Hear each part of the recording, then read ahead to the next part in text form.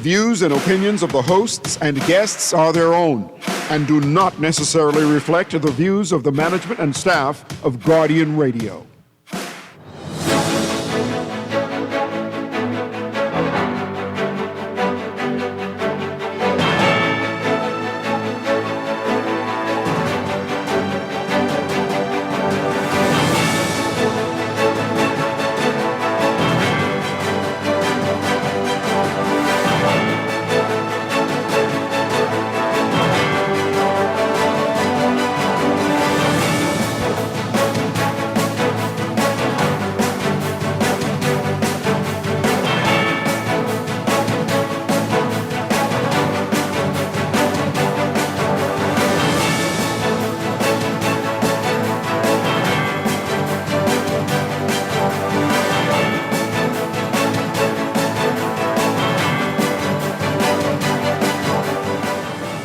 Good morning.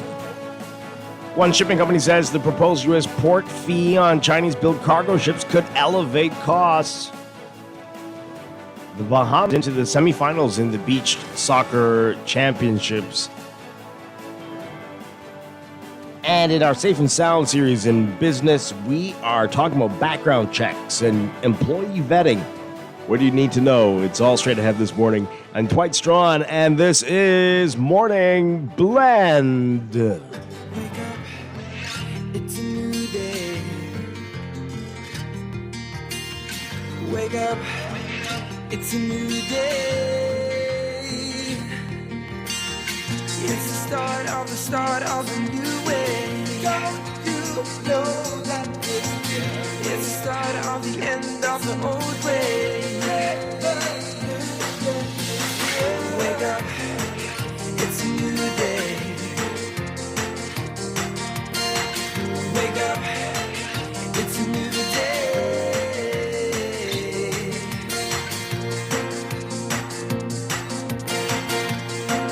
Good morning again, Bahamas. It is Friday, March 14th, 2025. This is Morning Blend on Guardian Radio 96.9.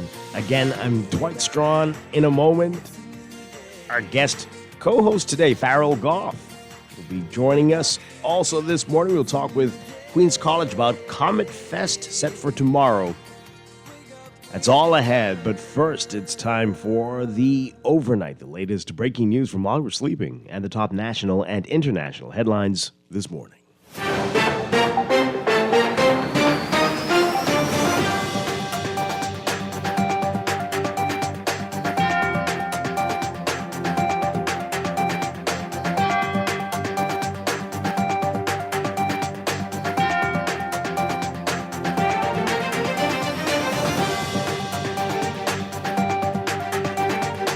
In the overnight, F&M Chairman Dr. Dwayne Sands says he supports the Davis administration's response to U.S. Secretary of State Marco Rubio, who recently announced visa sanctions against foreign governments that are part of Cuba's overseas medical missions. Sands telling the National Guardian that the position that the government took was reasonable and the correct one. He said, quote, notwithstanding the awkwardness of the conversation, we have to protect our national interest. We have to protect the welfare of our citizens, and particularly need to make sure that people get the best possible health care that they need. And if that means that we are engaging nationals from other countries and we're required to do so, let us do so. Cuba's medical missions program has been vital for the Bahamas, especially during and in the aftermath of the COVID pandemic, when many Bahamian healthcare workers took more lucrative jobs in the U.S., leading to significant labor shortages. Rubio, though, has described the program as forced labor and says that the new policy will affect government officials who are responsible for or involved in the Cuban labor export program. Sands, who served as Minister of Health in the administration, says that all workers employed by the government of the Bahamas, including those from Cuba, are treated ethically and appropriately.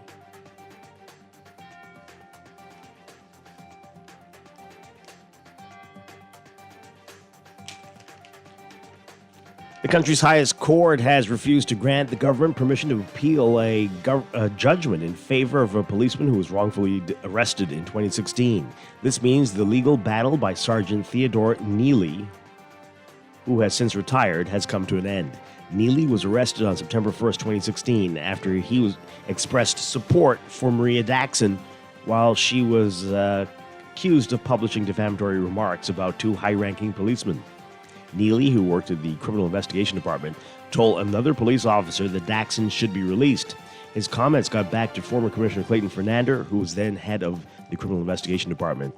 Consequently, Fernander and other officers took Neely to police headquarters in an unmarked police SUV to see Commissioner Anthony Ferguson. Neely said he was taken to police headquarters against his will and was not told why he was going there. He said he was placed in the seating area reserved for prisoners and deprived of the chance to drive his own car. In a March 2023 ruling, Justice Camille Darville Gomez said that the evidence showed that the plaintiff was not reasonably suspected of having committed or being about to commit a criminal offense, which would cause the plaintiff's transportation from CDU to the police headquarters to be lawful. The government lost an appeal against the decision in October 2023. The government sought permission to appeal from the Privy Council. However, the application was dismissed yesterday after they failed to submit the necessary documents.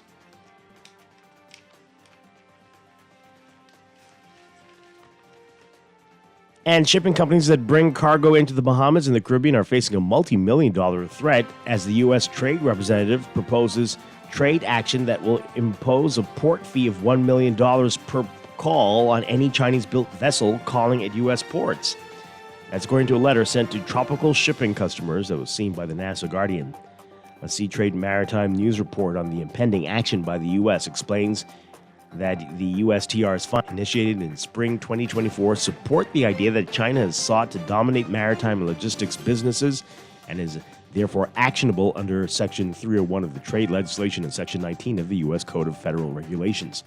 Tropical Shipping's letter to customers warns that with most of its vessels that ship throughout the Caribbean having been built in China, ocean freight costs could balloon if this change is made.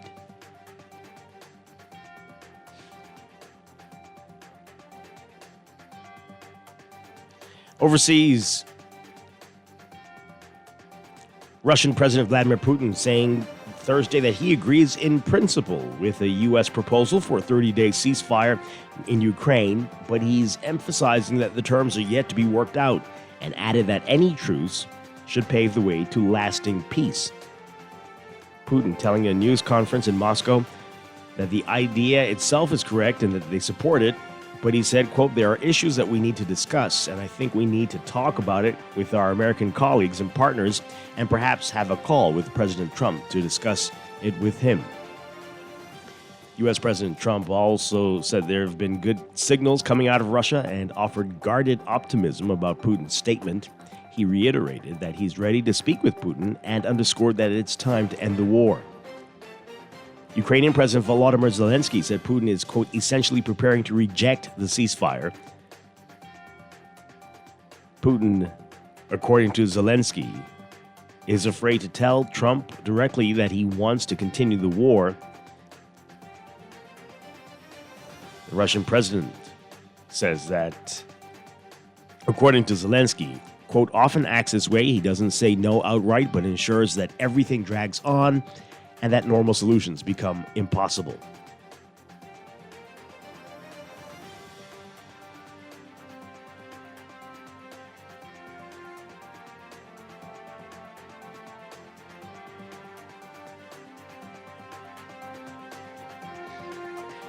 And as the United States government works to effectively extend its border security objectives south into Central America, countries like Guatemala have come under renewed scrutiny and pressure to step up their own border enforcement. On Thursday, Guatemalan Army unit patrolled a river that forms the western end of the Guatemala-Mexico border. The patrol was part of a stepped-up operation since January. The president, Bernardo Arevalo, has said migration is a right, but in a regulated fashion. Soldiers on patrol are looking to stop illegal arms, drug, and human trafficking across Guatemala's borders. At this border, they frequently coordinate with their Mexican counterparts.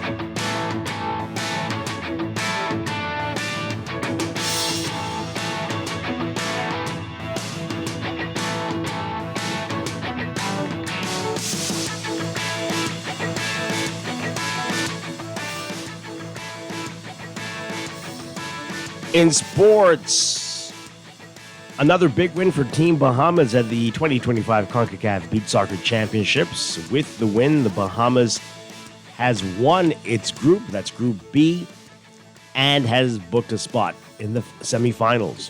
The games continued Thursday with the final Group B matches at Malcolm Park Beach Soccer Facility last night. The Bahamas, the host nation, securing a 5-4 victory over Trinidad and Tobago, clinching the top spot in that group, advancing to the semifinals, as we said. Trinidad and Tobago took the end of the first period when Jordan Riley found the back of the net. The Bahamas responded quickly, and it was a seesaw and thrilling event. You can read all about it in today's Guardian Sports section.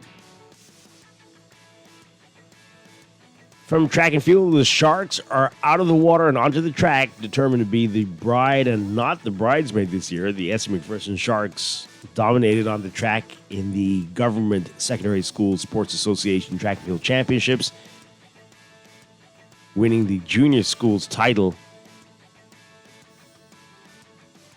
The Sharks took a big bite out of perennial champion C.H. Reeves to pull away for an impressive win. They tallied 679 points to claim their first ever government junior schools track and field title. The Raptors, who have only lost 3 times in the history of the 31-year-old championships, finished second with 643 points. The Atro Nash Lions round up the top 3 schools with 483.5 points. D.W. Davis and A.F. Adderley, 4th and 5th. The L.W. Young Golden Eagles, T.A. Thompson Scorpions, and Anatol Rogers Timberwolves complete the lineup of junior schools in action over the past 2 days, finishing 6th, 7th, and 8th, respectively. And Bahamian professional basketball player Giovanna Buddy Hield climbing to number 16 on the NBA all-time made three-pointers list, surpassing fellow and national teammate Eric Gordon, fellow Bahamian. Hield achieved his milestone during a game on Monday night in which his team, the Golden State Warriors, won against the Portland Trail Blazers, 130-120. Hield finished 6 for 9 from behind the three-point arc, bringing his career total to 2,089 made three-pointers.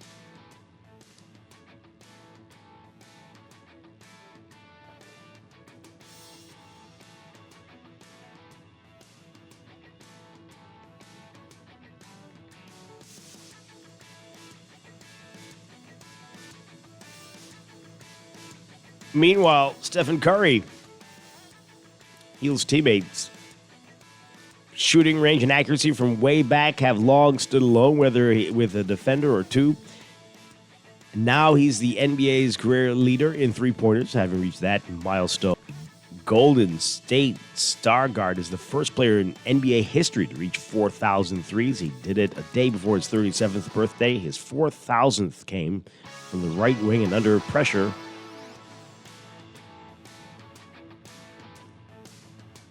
On Thursday night, fans jumped to their feet and roared when Curry made it, and a tribute played on the big screen during the timeout shortly after. It included a congratulatory message from former Warriors big man Andris Biedrins of Latvia, who dished out the assist on Curry's first three. The two-time NBA MVP needed 2 more from deep coming into Thursday night's game against rival Sacramento Kings at Chase Center. He hit his first from the left wing with 5:35 remaining in the opening quarter. That's sports, and that's the overnight. Time for your first look at weather.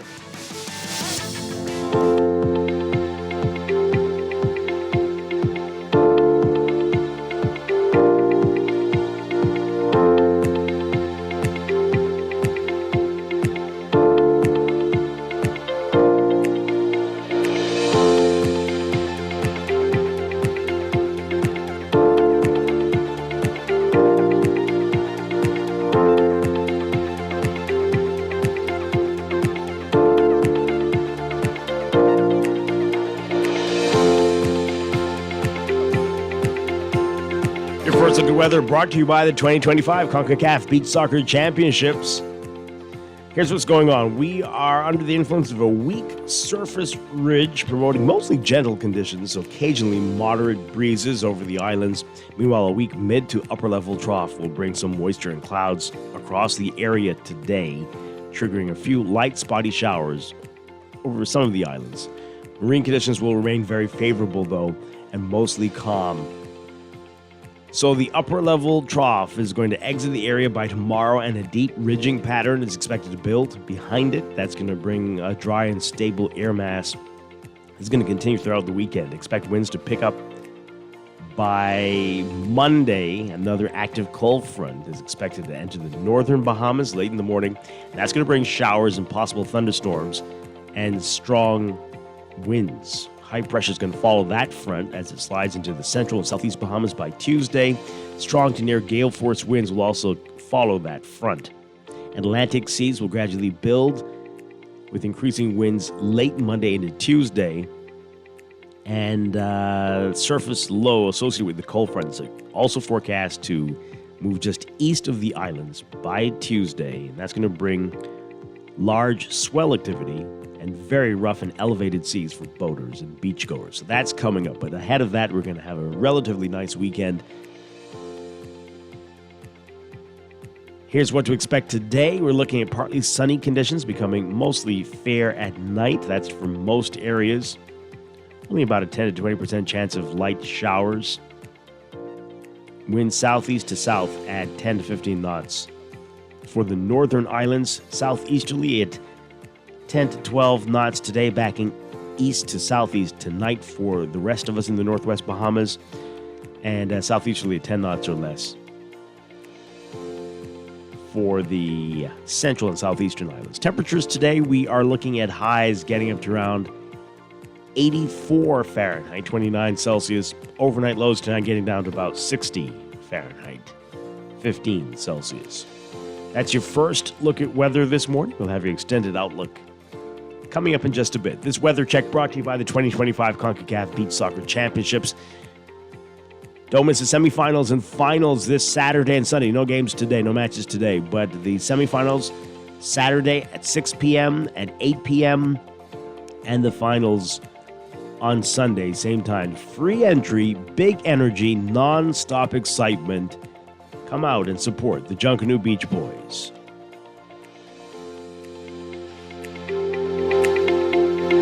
Wake up, it's a new day. It is time for a break, but when we come back, we're discussing the day's top stories right here on your home for fresh news and smart talk all day. Guardian Radio 96.9. Don't you know that it's the start of the end of the old way? Wake up, it's a new day. Wake up, it's a new day. Planning for retirement can be overwhelming, but with CFAL, it doesn't have to be. We offer tailor-made individual, group, and pension solutions that take the guesswork out of retirement planning. Whether it's for you or your company, don't leave your future to chance and let the trusted hands of CFAL's experts guide you toward peace of mind and financial stability. Low upfront costs and affordable monthly payments make it easy for you to build wealth so you can live well. Visit us at cfal.com to start on your path toward financial freedom. CFAL, growing wealth for future generations. Spain sounds like this. But with a little Caribbean, it can sound like this. The world needs more Caribbean. And with FedEx, you can ship your products to every corner with increased cargo capabilities, 24/7 shipment tracking, and shipping tools. Take your business worldwide and enjoy life a bit more like us.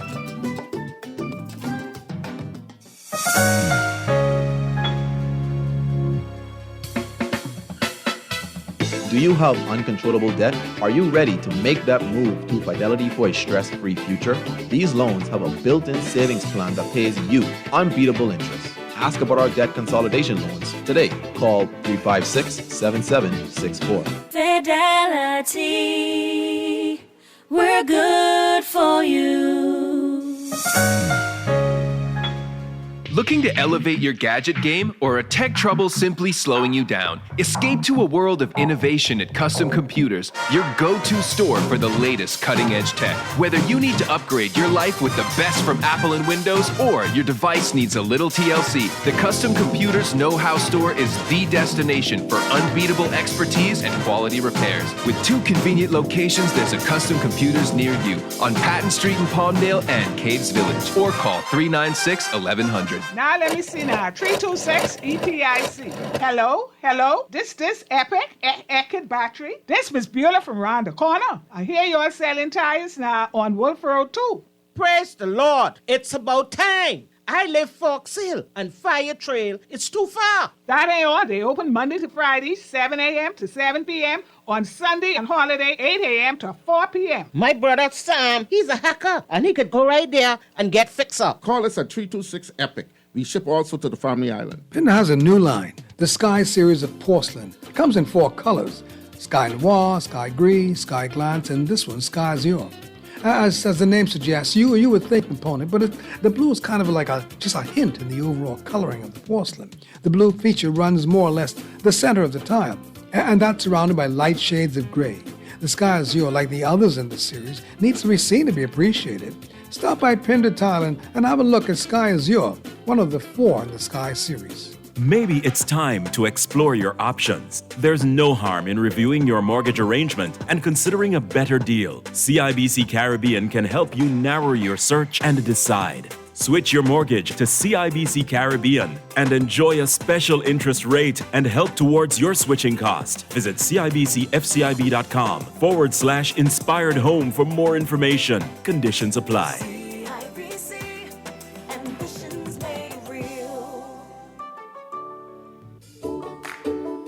Can you describe your mother in one word? Is she strong, fun, loyal? However you describe her, Pandora Jewelry is here to help you find the perfect gift for your one-of-a-kind mom this Mother's Day. Choose a piece from the all-new Bonds of Love collection, or give her something personalized like a necklace, ring, or charm from our floating locket collection. This Mother's Day, do celebrate who she is. Shop Pandora Jewelry now. Visit us at Pandora 329 Bay Street at the corner of Parliament Street. Everybody Wins Live is bringing you the ultimate giveaway, a brand new Cybertruck. For every $30 spent, you're in the drawing for the ultimate grand prize, a Cybertruck. Join live at the Vibes Cartel concert March 29th. You'll also be automatically entered to win tickets to see the world boss himself. 25 lucky winners every single week. Visit everybodywinslive.com to get into the game. See website for full terms and conditions. Must be 18 or over to participate. Wake up, it's a new day. Wake up, it's a new day. It's the start of a new way. Don't you know that it's the start of the end of the old way. Wake up, it's a new day. Wake up, it's a new day.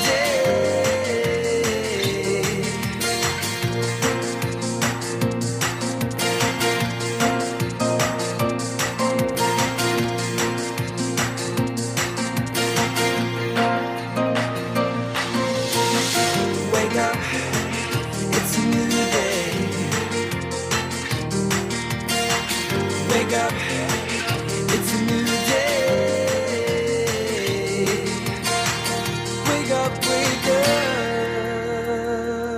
Welcome back to Morning Blend here on Guardian Radio 96.9. We are streaming live on GuardianTalkRadio.com and on the Guardian Radio app for smart devices. We're also on your televisions on Cable Bahamas Channel 969 and BTC Float Channel 612.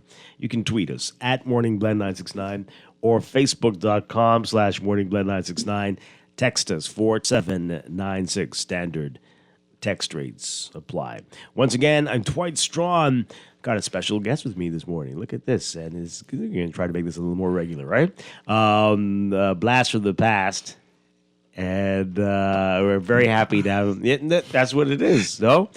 Farrell Goff. Yes, sir. Good Wow. morning. Good morning, Dwight. Good morning, sir. Bahamas. Always a pleasure. Always a pleasure to be here. So regular listeners will know that we started a program, a special series with you once a month. But hey, we're going to try to have you on at least once a month. I'm enjoying it. Co-hosting with us again. So that'll all be feels great. very familiar. yeah, it does. It's great to see you, buddy. Great to have Yes, you sir. with us. All right, so we've got a lot to talk about this morning. In our 8 o'clock hour, Queens College is going to be here. They got a lot to celebrate. And they are hosting Comet Fest tomorrow. Both Farrell and I graduated from QC. Same year as well. So it'll be great Fun to talk times. with them. Yeah, it's so long ago now, I barely remember it. But Comet Fest is tomorrow. We'll get the details about what this is all about today. And then later, it's our monthly Safe and Sound series. Gamal Nur is going to be here. We're talking about, this is a big one, background checks and employee vetting. And we're going to get into that this morning in our business hour. That's all ahead, but let's begin with what else is in the news.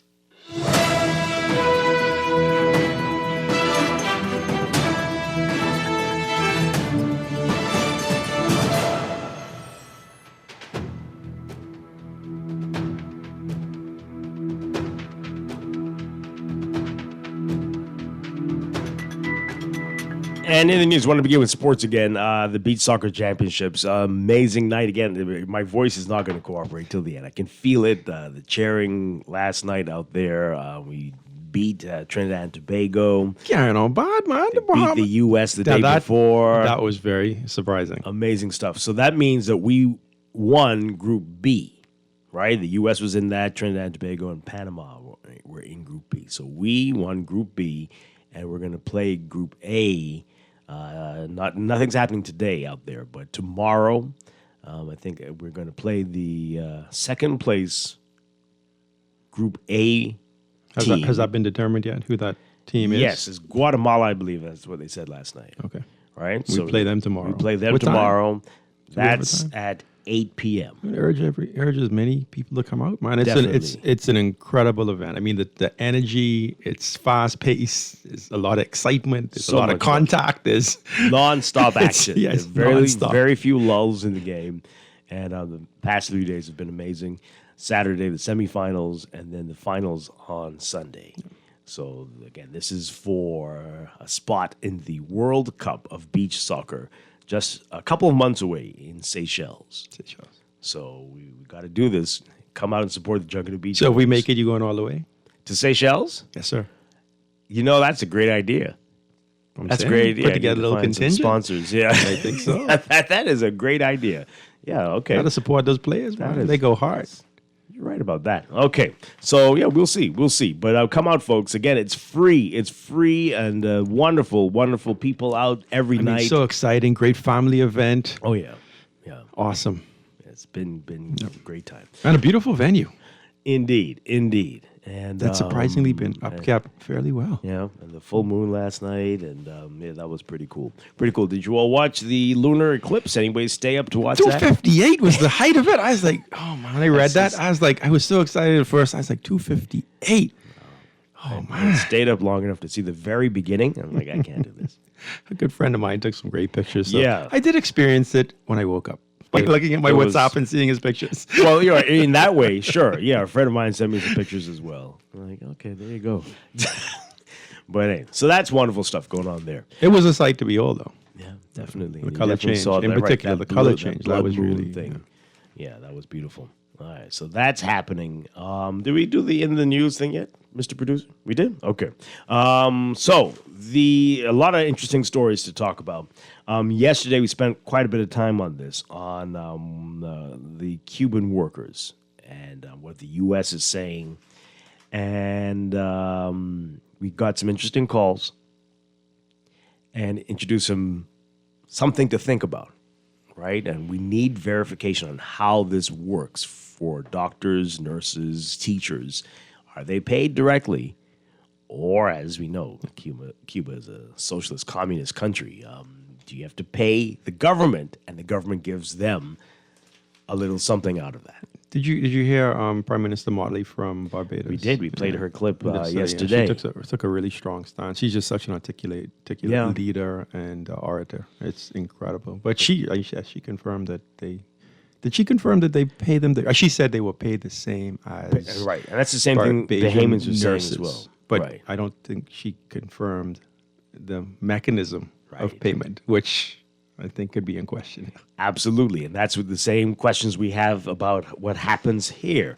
And we've got responses from Dwight Sands, the F&M chairman. We'll get to his response in a bit. But this article here in the Tribune, government asked to clarify how Cuban workers are paid. The Bahamian government may be required to prove that Cuban workers in the Bahamas receive their salaries directly rather than through the Cuban government, as the United States threatens to expand visa restrictions to foreign officials involved in Cuba's labor export program. International labor laws generally require that workers be paid directly and have full control over their earnings. Reports from some countries where Cuba operates similar labor export programs indicate that between 75% and 90% of the workers' wages are retained by the Cuban government, with only a fraction remitted to them. No, I mean, but the fact of them being a quote unquote communist country, you understand that that's part of that entire concept of communism. Everything is generally pooled and shared as equal as possible, right? Mm-hmm. So it's, I mean, is it surprising if it is? It's not. But it does bring credence to what Marco Rubio and the Americans are saying. Right? So you might volunteer to be a part of it, but you're under so much pressure, and things are so bad in your country that you're like, I don't care if I get even 5 pennies from this.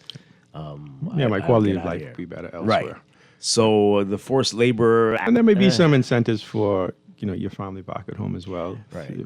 The fact that you volunteered and you did go abroad to work for representing the Cuban. So it almost country. feels like blackmail or something, Yeah, I don't know if it's blackmail, but again, you got to understand the mechanisms of a communist country and what that means and what the policies and tenets of communism. Yeah, we're not. Of course, we're not.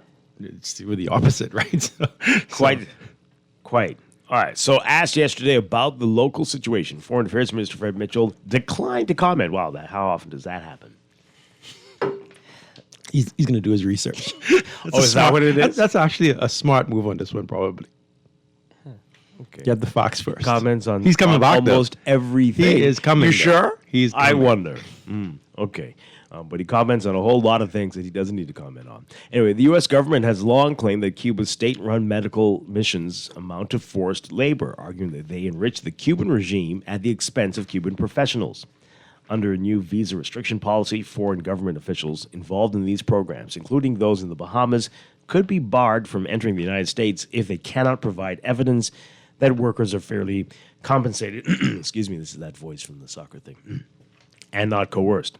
Yesterday, Human Rights Bahamas has called on officials to clarify how Cuban workers are compensated.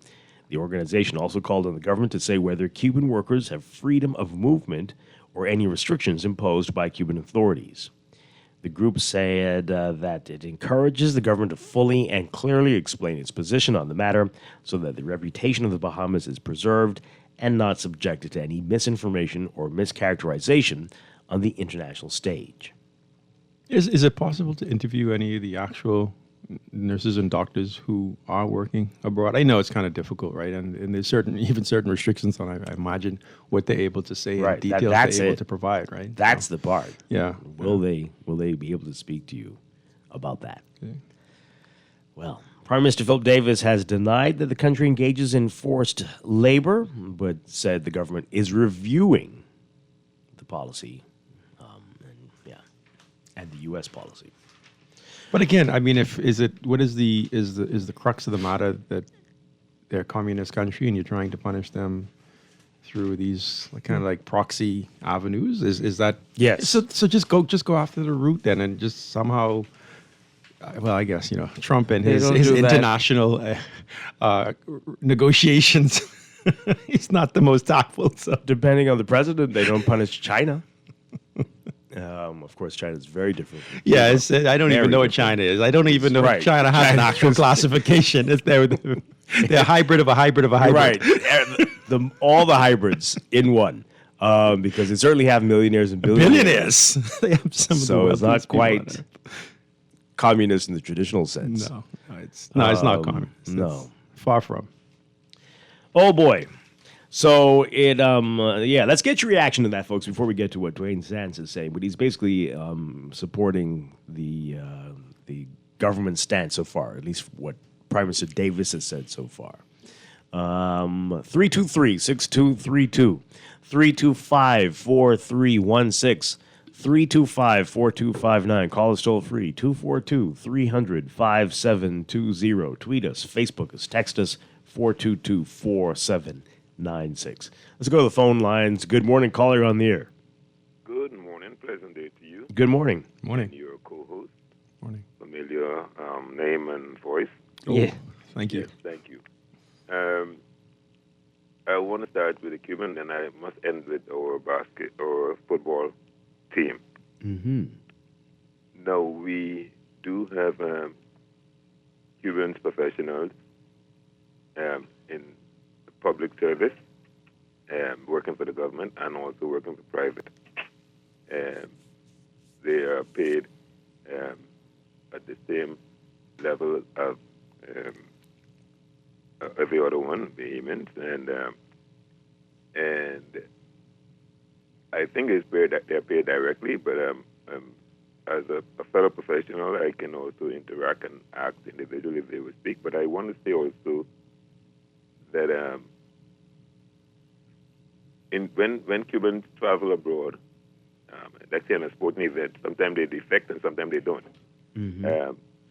Cubans are very proud and loyal to their country, and sometimes even when their term of office expire, sometimes they don't seek renewal. They're longing to get back to Cuba. I wanted to also say, I should say at the start, that it's high time for the end of the embargo.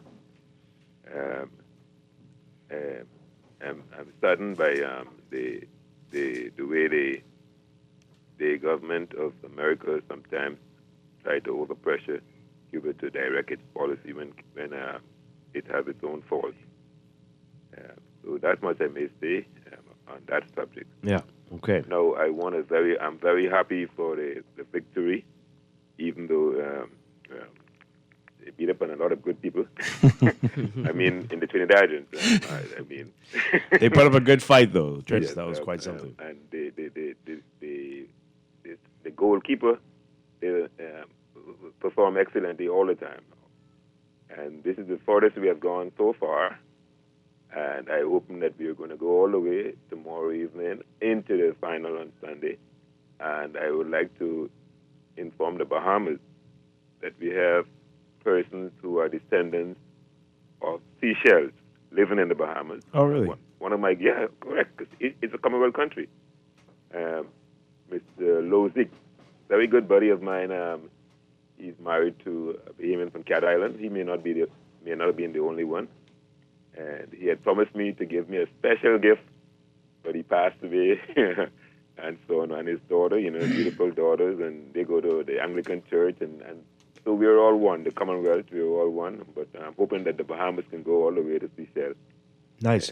Thank you very much. We are all hoping that. Thank you very much. Appreciate it. All right, let's take another call. Good morning, caller. You're on the air. Good morning, Dwight. Good morning to your guest. Hi. Good morning. My sentiment, I'd say, was the previous caller in regards to the embargo in Cuba. I think the U.S. has caused the whole situation, and they usually punch low. Because like you said, China is a communist country as well, and they don't have as much effect on the Chinese, because the Chinese send their people around the world for the same thing. But they're not doing that to the Chinese government. They have stuff in place, whereas economically and of that nature, they put in place things to affect China, not to the extent that they do with Cuba. I think they're just holding that country down for years now, and that embargo has to stop. Thank you for taking my call. Thank you very much. Appreciate it. Yeah. As we said yesterday, I mean, what is the end goal here? Wasn't there some discussions by, I know, Obama at the time to they definitely revisit relaxed that. a lot of things. Right. Yeah, but I don't know what happened after when Biden took over. Much less Trump now. It's back and forth, but everything they throw at Cuba doesn't change anything. Castro's gone, and it's still not changing anything. Well, his policies still remain, though. Right. Well, I mean, the U.S. is in their action against Cuba. It doesn't change anything. So this is going to go on indefinitely. And it's also, the Cubans are a testament to resilience. Yeah. Considering everything that was done against them. I think most countries fail, being cut off 100% by America. Oh my gosh! And what would they do? And they live it successfully, by the way. Wow. Let's take these calls quickly. Good morning, caller. You're on the air. Hi. Good morning. Yes. Good morning, Dwight. Good morning, Farrell. Good morning. Turn on your radio for us, please. My radio's off. Oh boy. Okay, we're getting some feedback, but go on. Mm-hmm. Yeah. But Farrell made a very, and I didn't really get to listen to the show yesterday, but I thought I would have heard more about it, which is that Cuba's a different system, man. You know what I mean? We need to take that into consideration. Cuba's a socialist country. All right, they're not a country like us who is based on individualism and a capitalistic mindset. You know, so we need to look at them and respect them for the type of government that they choose to be in. You know, we can't criticize them from our perspective. You understand where I come from? It's absolutely ridiculous that we take it on this kind of conversation without taking that into consideration. They are a socialist country. They don't run the way we run. All right, and the thing about it is that we need to stop the way we react to America, to the policies that America dish out. You understand? We need to stand up and start to and try to do something, because when America does things like this, right, who suffers in the end? Who suffers in the end? Who's going to suffer as a result of the lack of the medical care? The individuals who in these other countries who need it, you know, for one, right? And I mean, like even with the tariff thing that Trump trying to kick around the world, now the tariffs and the increases, right? Who's going to suffer? The people, because we're going to have to pay more for goods.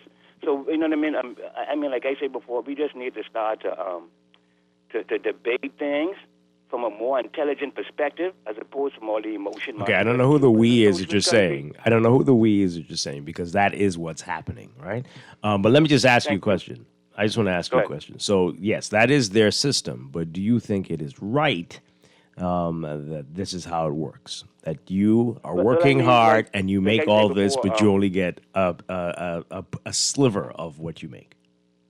Well, I mean, Dwight, I don't know the full details of the situation, right?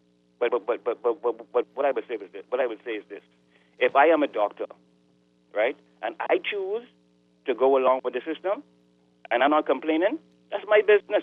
If I'm a doctor and I don't want to be a part of the system, they have Cuban doctors who drop out. You understand where I come from? So leave people business to people. No, I don't think you're looking at that the right way. The only way to drop out is to defect. Right? But what I'm trying to say, Dwight, is that, but that's what you have to do, Dwight, because you have to understand you are dealing with a country, you're dealing with a system. So you brought up in this thing. So you're gonna have to forsake this thing, Dwight. If you're gonna say you don't want to be a part of it anymore, you can't expect to not be a part of it anymore and still act and count as if you're a regular Cuban citizen to go out there and live the way you want to live. And you're gonna have to accept the rules, Dwight. It is as simple as that. But we as the rest of the world need to start to take everything into consideration before we speak on topics, man. You understand where I come from? Because, like I said before, Cuba is a socialist country, man. So again, going back to that, that's not what's happening here. Is the fact that the U.S. is threatening Bahamians with restrictions if they don't do what they say. So it's not that we're not having the right type of discussion. We're wondering if the U.S. is being unfair, being a bully by demanding this, but also questioning whether it is fair for the Cubans to have to endure this system, if that is the case. Sort of to the caller's point, Dwight, I mean, sometimes it's so difficult for us to understand what it's like growing up or coming up in a completely different system, right? It's hard for us to empathize with that, right? Because we only know what we know, point blank, and we're so influenced by the West and the U.S. right next to us that we couldn't even conceptualize what a socialist or communist upbringing and life would give, right? And to us, it's horrible. It's just automatically horrible. All the movies we've watched, all the all the documents and the literature. It's horrible, right? So that we already come from a biased point of view, in my opinion, right? I mean, you have some countries that tax their citizens 60%.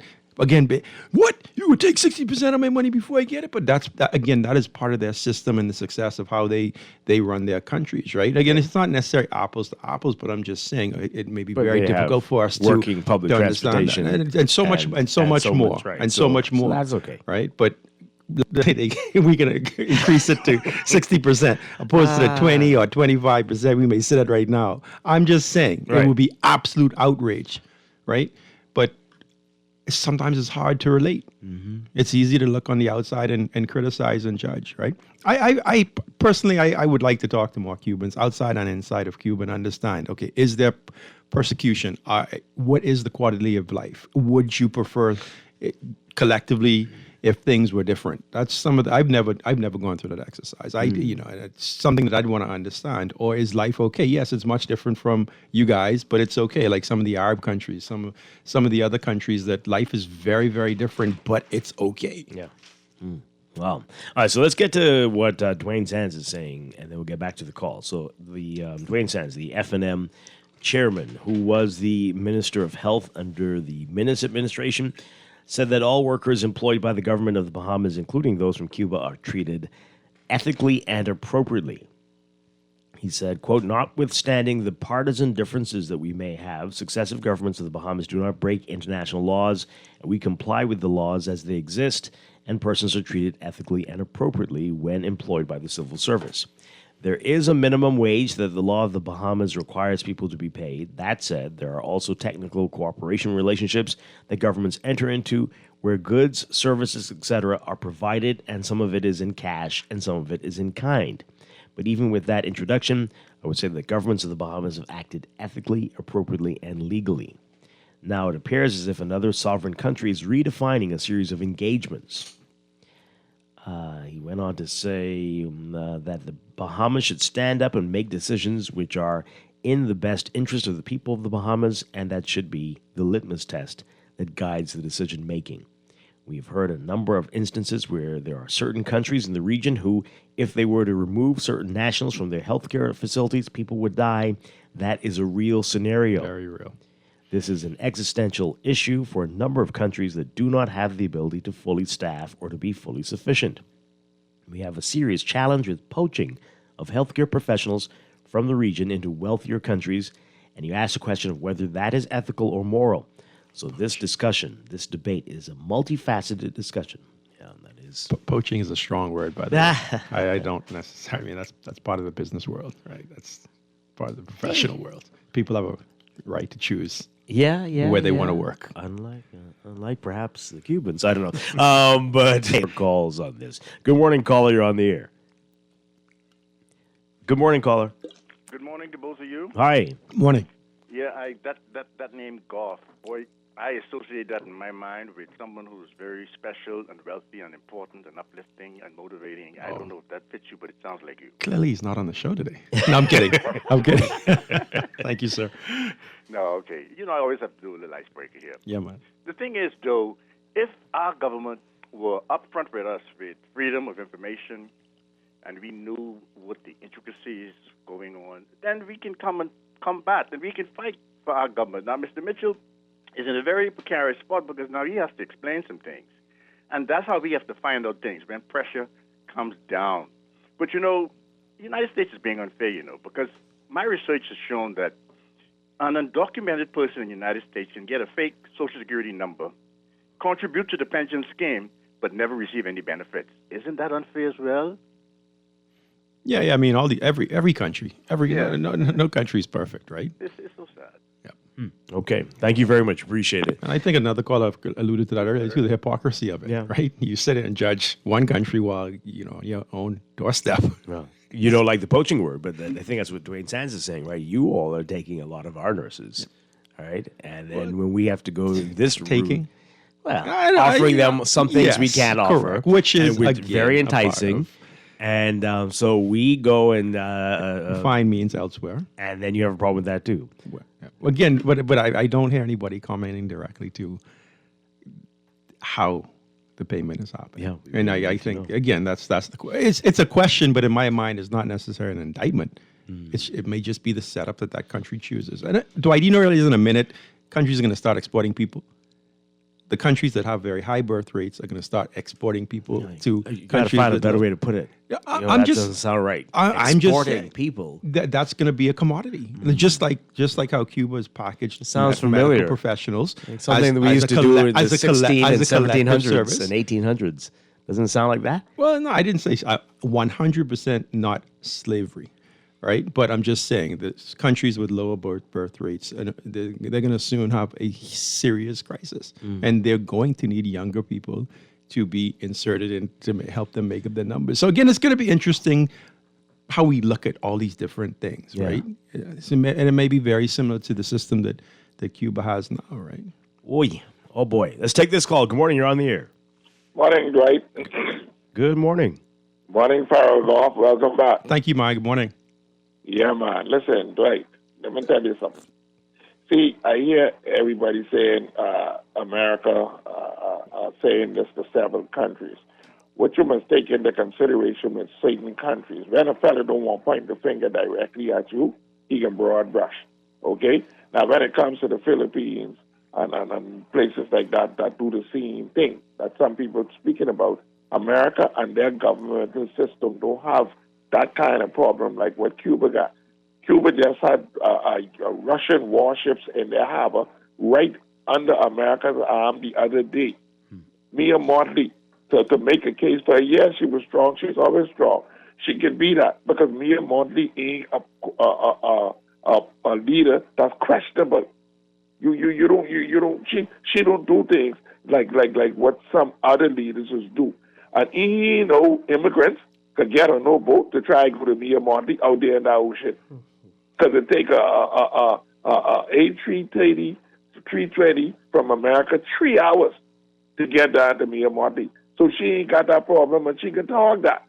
You understand? She don't have a problem with immigrants, and even if she brings in some Cubans, that's for a crisis or something like that. Now, take a step fast forward to the Bahamas.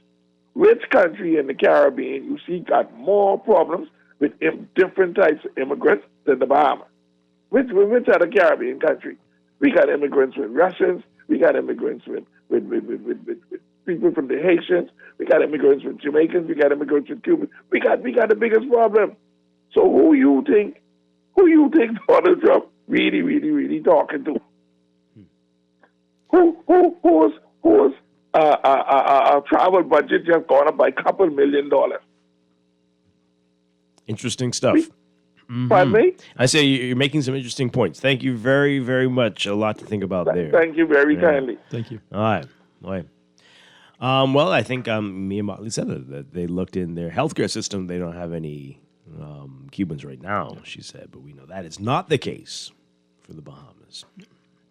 Not at all. Very much not so. All right, we've got a lot of text messages. Let's get through some of these. This person says here, help me out. If the Cuban nurses get 10% of their salaries and the government gets 90%, which is used to help the whole country, why is that an issue when Uncle Sam gets 30% and calls it income tax, plus you pay more and other taxes? It's very, very different, though. That's extremely different. You get to use your money. You get to buy cars or houses or gamble it away. You get to do whatever you want with your money. That's not going to be the same if you're only getting a tiny percentage of it. So the real issue is communism. That's the real issue. I mean, again, I think that's why we're just playing. We're just dancing. We're just dancing around it. Yeah. I prefer we take that approach, right, than just picking around the edges. Right? Yeah. Just call it what it is. We mean if they did, the Americans. Yes. Yeah. Mm-hmm. All right. This person says here, that was just a shot across the bow to some officials. Notice that they said visas will be revoked to officials and their families, not all Bahamians. Read between the lines. Yet. Right. I'm just saying. And as callers mentioned yesterday, soon if you don't do this, well, then maybe it'll be pre-clearance. It might be something else. I'm just right? saying. So yet. Important word. This person says here that caller is incorrect. If a country is abusing its citizens, the world does not just sit back and say, that ain't our business. That's like hearing your neighbor beating up his wife and not either trying to intervene or call the police. It ain't my house. Well, plenty of people do that. But you're right. Most would have an issue with that. Well, I mean, but are Cubans collectively being abused? I don't know. Again, I know their lifestyle is much different. The situation is much different. But I personally, Dwight, would need to understand a lot more from the other side of it. This person says, can we trust the government to be honest with Bahamian people in this regard? Well, we will see. I mean, it doesn't take long to say, we pay the government directly, and that is because that is their system, and we're doing this through the government of Cuba. Just say it. We don't need 2 days, 3 days to pass by without some clarification. Then, and if that was their policy, right? We were adhering to the policy of another country's government, and that's where it stands. Right. And I think America knows. I think they know the setup, and they're just waiting. Yeah. Let's take these calls before we take a break. Good morning. You're on the air. Good morning, caller. You're live. Regarding this situation with the nurses and doctors and other professionals from Cuba, I was very interested to know what the real story is. I mean, he wants to know. I spoke to someone that would know. I cannot call the person's name because they did not want to make a public statement, but this is what I was told. Cuba trains doctors and nurses free of charge. I don't know if you realize it, but no doctor here gets trained free. Everybody got to pay, one way or the other, you know. These people are trained free of charge. This is a work system that they've had for decades. They line up to be able to go to foreign countries and work. A doctor in Cuba makes $100 a month. They go to that foreign country and they make the same salary that all the other doctors and nurses are paid. 40% of their salary goes back to Cuba, and they retain 60%. They have no problems with that. Those are some very specific numbers, caller. Very specific numbers. They win anyway. Right. You know? You certainly don't hear anybody here complaining. You know, No. right? You don't. But the numbers, we need to confirm I mean, that. let's think about it now. Remember when we used to have free training for nurses, and I think we still do to some extent. I don't know if the university, how they work that out. But they have to pay that back in work. If you didn't come and work for them for a certain period of time, you got to pay.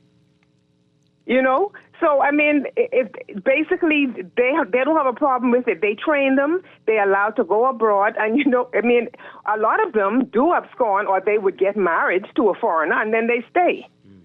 A lot of people do want to leave Cuba because, you know, they want to live the way we live in a democratic country. But for the most part, they are extremely loyal. They love their country, and they do what they do because it benefits them. And they are lined up. That was the words that I was told to go on these work programs. So you know what? The U.S. needs to stay out of it. And deal with the issues they got there, because I could start naming them. We all could. Thank you very much. Really appreciate it. Okay. Thank you. You have a good day as well. But I mean, just come on, government. Say it.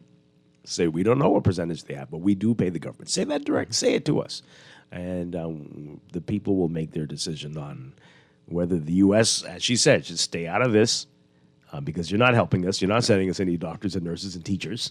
And the communist policy is that all resources are controlled by the government. Period. So I think it's pretty obvious. Well, you know that's fine, but a lot of people won't be comfortable with that. Yeah. But that is how it is. And one final call on this. Good morning, caller. You're on the air. Good morning, guys. Hi. Morning. Trump and Marco Rubio knows that Cuba is communist, Russia is communist, China is communist. Well, Russia says they're not communists anymore. But they do have a dictator leader. Oh, you're gone? Okay. Well, that was going to be interesting, I'm sure. A couple text messages as we go. This person says here, we're hypocritical because we thrive on low labor costs in this country. Those folks don't have a choice. There is no choice. To defect would mean you have to leave your family behind, your wife, your children, everybody. Yeah, that would be the hard part there, indeed. Which some do. Which some do. Plenty do, and eventually try to send for them or encourage them to do the same. But that is a tough thing to decide to do. This person says here, welcome back, Farrell. Where is the dialogue or plan by our government to forge new economic partnerships regionally and globally from our government? What alternative do we have if Elon Musk decides that the Bahamas is a soft target to distract Americans from the failures of new U.S. policies? Elon Musk, the co-president. The decider. The co-president. Our geographical location has been a benefit to us in normal times. These are not normal times. We are not discussing how we mitigate the geopolitical possibilities of dealing with an unstable person to the north. Well, or persons, eh? Why is that? Old adages are never really old. If you give someone the power to feed you, you give them the power to starve you. Wow. Fred Mitchell declined to comment on something that actually requires a comment from him. He's coming. You think so? You want to squeeze this in, Mr. Producer? Let's see if we can get that in as we go to the break. Good morning. How you guys doing? Hi, good morning. Good morning. Good. So, it is such hypocrisy, right? The U.S. has been tied at the hips with its greatest trade partner, China, for forever and a day. Do they sanction or penalize any of the American companies that have their products made in China? I mean, make make sense, man. This is such a nothing burger. And who's to call them out on it? So they need to, like the lady said, stay out of this. Stay out of this in the most grandest of way.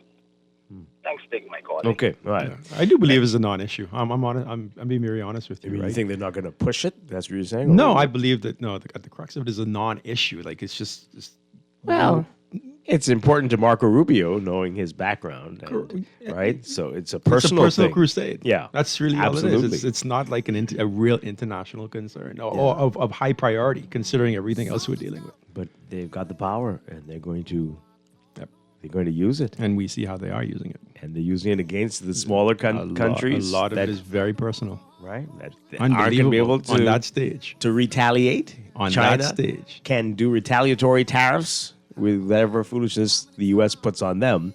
What can we do? I see people saying boycott, but that would be like we got to be realistic about our situation. We are a very, very small country with a lot of dependencies. Even the region, if the region boycotted, it would be a mosquito on an elephant, right? So, boy, anyway, we'll be back. A whole lot more to talk about on this Friday morning. This is Morning Blend on Guardian Radio 96.9. Oh, when you're not next to me, I'm falling apart right in front of you. Can't you see? I lose control when you're not next to me. This is Guardian Radio 96.9 FM, streaming on GuardianTalkRadio.com and the Guardian Radio app, Nassau, Bahamas.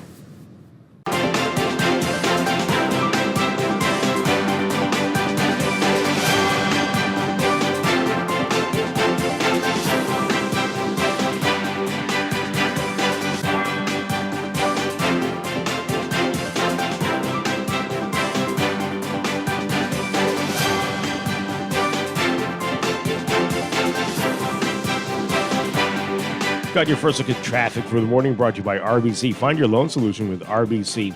In your real-time traffic right now, as usual, Milo Butler Highway. Heavy traffic for you from well south of the Fire Trail roundabout all the way up to Tawny Williams-Darling Highway. That's in northbound lanes. Seeing heavy traffic on the Tawny Williams-Darling Highway side, westbound as well. And even west of that roundabout, some slow-moving traffic on the way to into Harold Road, John Kennedy Drive in that area. Also this hour, we're seeing Blue Hill Road from north of Carmichael. Very slow-moving northbound traffic, especially north of Soldier Road on the way to Independence Drive. East Street northbound, north of Soldier Road, also seeing that same slow-moving northbound traffic. Independence Drive eastbound. Some congestion there to the roundabout with East Street.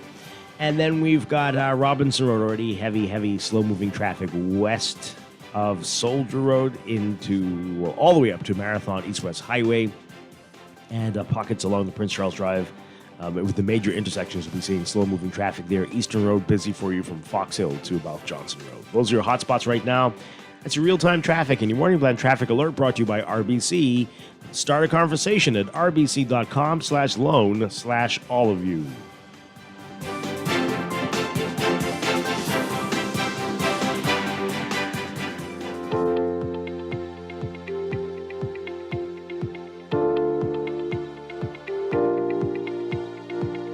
And it's time for another check of your weather. We've got a weak surface ridge promoting gentle to moderate breezes across the area. A weak mid to upper level trough will introduce some moisture and clouds across the area today, though, while triggering a few light spotty showers over portions of the country. So some changes are coming. That trough is going to exit the area by tomorrow, and a deep ridging pattern is going to build behind it, accompanied by dry and stable air mass. That's going to continue throughout the weekend. Expect warmer temperatures this weekend along with fresh breezes. Then on Monday, another active cold front is going to move into the northern islands by late morning, and that's going to bring some showers and possible thunderstorms and strong winds. And that's going to continue to move across the country into the central islands by Tuesday. Strong to near gale force winds will follow the front, and cooler temperatures from Tuesday onwards. Ahead of that, though, as we head into the weekend, for today, look for partly sunny conditions, becoming mostly fair tonight across the country. High temperatures around 84 Fahrenheit, 29 Celsius. Overnight lows tonight getting down to about 60 Fahrenheit. That's about 15 Celsius. In your extended outlook for tomorrow, look for partly sunny conditions at first, becoming partly cloudy later, and then mostly fair at night. And Sunday, partly sunny during the day, becoming fair at night. We'll have more in your extended outlook after the 8 o'clock news. Stay tuned for the news here on Guardian Radio 96.9.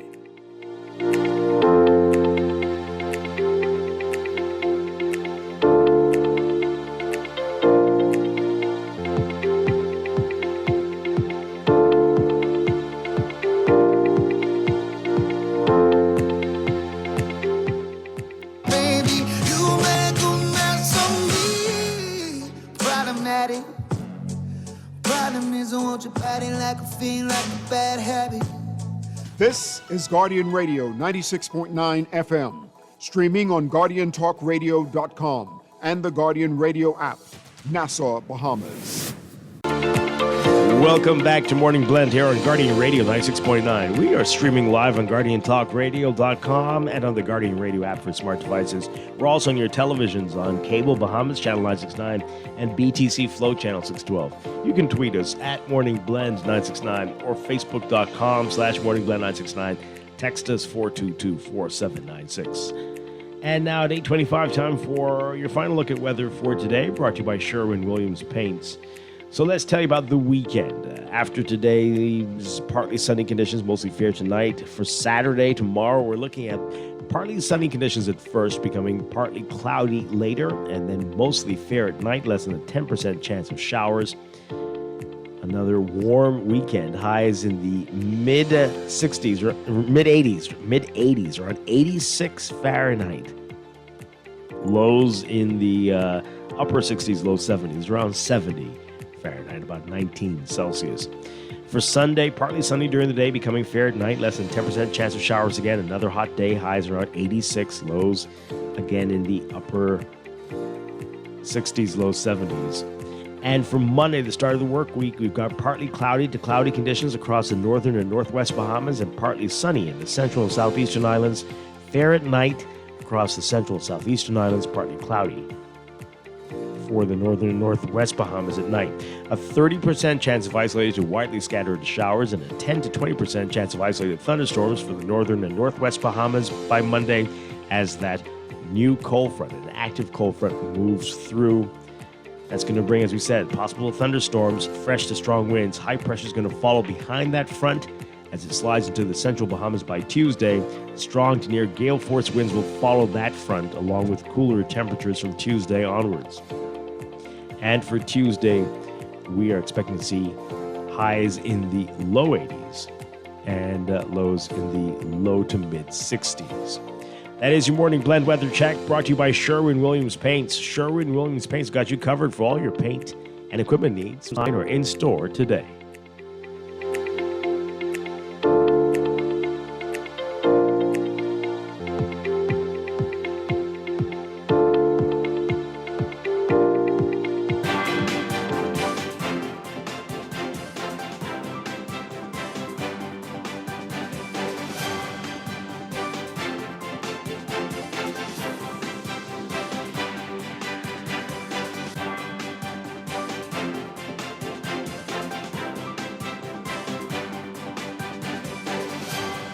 Got your final look at traffic for the morning, brought to you by RBC. Find your loan solution with RBC. In your real-time traffic, again, Mile Butler Highway, heavy traffic for you from well south of the Fire Trail roundabout all the way up to Tawnique-Williams-Darling Highway. If you're heading northbound, Tawnique-Williams-Darling Highway, heavy traffic westbound at this hour. You're going to see traffic pick up again closer you get to the six-legged roundabout, especially if you're heading northbound, but also eastbound on John F. Kennedy Drive, southbound on New Providence Highway, and southwestbound on Farrington Road.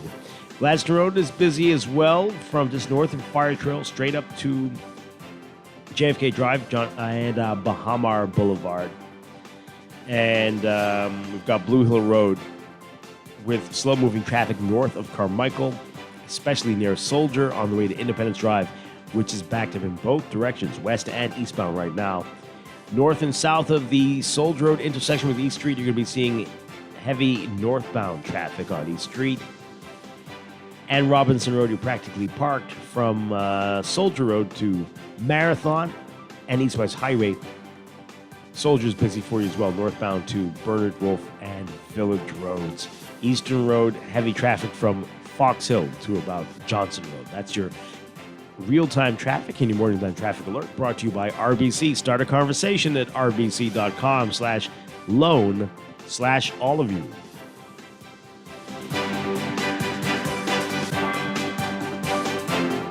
For fast, reliable, and impactful printing services, look no further. Let Printmasters bring your masterpiece to life. We stand by our quality products that is second to none. Our affordable pricing and friendly, efficient staff makes Printmasters the ultimate choice for all your printing needs. Any type of printing services, from banners to booklets to business cards, you name it, we can print it. Let Printmasters bring your masterpiece to life. Located in the Nassau Guardian Building, telephone 302-2361. Are you ready to elevate your day with a burst of flavor? Look no further than Dunkin', your ultimate destination for everything delicious. From our freshly brewed coffee that is sure to pick you up, to our signature frozen beverages that will cool you down. And don't forget our mouth-watering sandwiches, made to order all day. Dunkin' has it all. And of course, our lineup of fresh donuts, muffins, and more. Dive into a world of yummy flavors at Dunkin' and bring joy to your day. The Bahamas runs on Dunkin'. Maybe it's time to explore your options. There's no harm in reviewing your mortgage arrangement and considering a better deal. CIBC Caribbean can help you narrow your search and decide. Switch your mortgage to CIBC Caribbean and enjoy a special interest rate and help towards your switching cost. Visit CIBCFCIB.com/inspired home for more information. Conditions apply.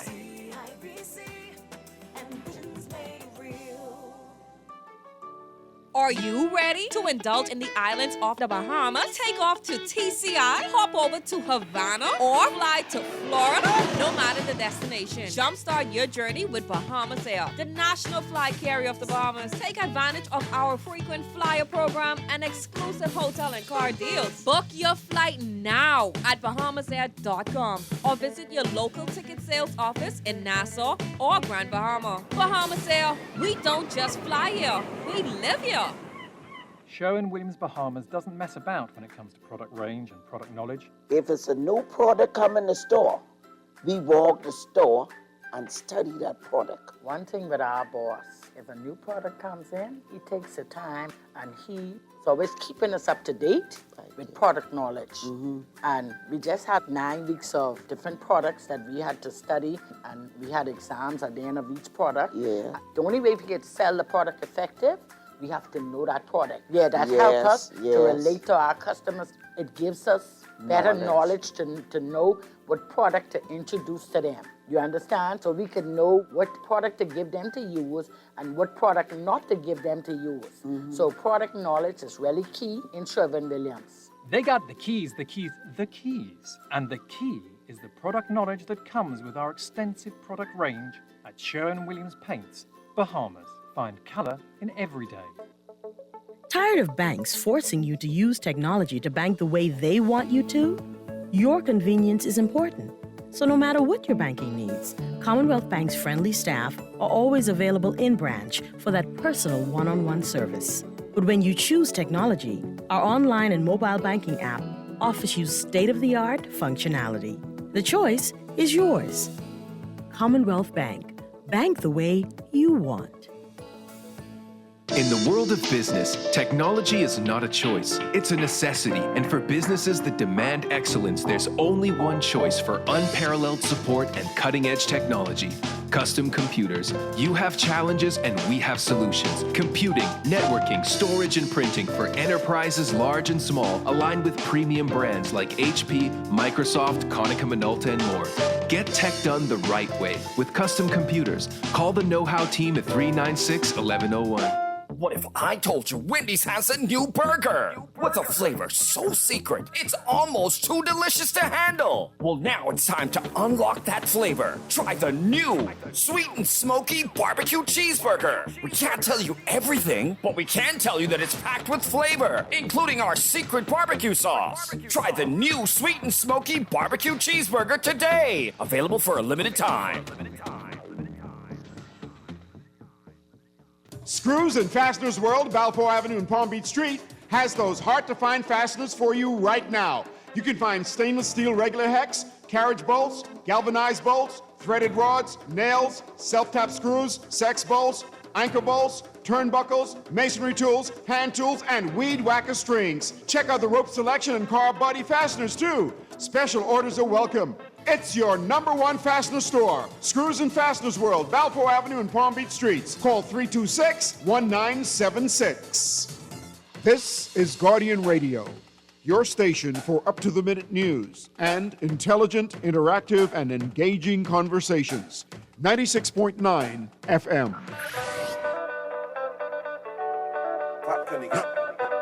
Come on, hands, 3, 2, 1.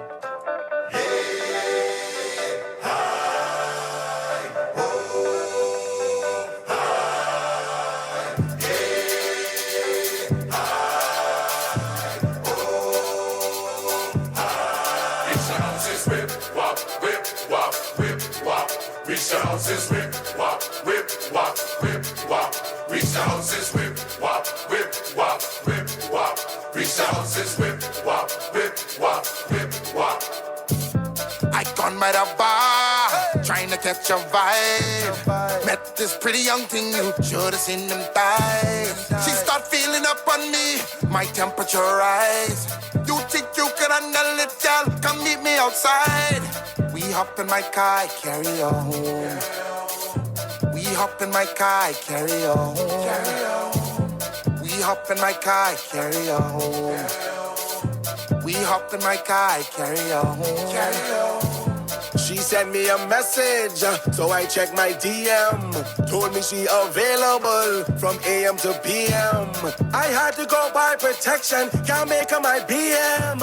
She got them big melons and I wanted to see them. Thick like cold grits, fine as can be.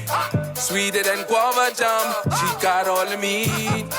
Waist like a horse, tick in the ties. Call me like your Uber girl, can't come for this ride.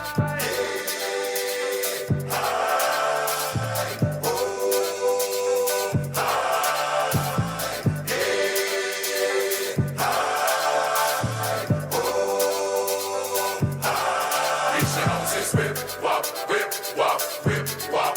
Reach the houses, whip, wop, whip, wop, whip, wop. We are back with Morning Blend on Guardian Radio 96.9. Dwight Strachan along with Farrell Goff. Yes, Farrell Goff on this Friday morning.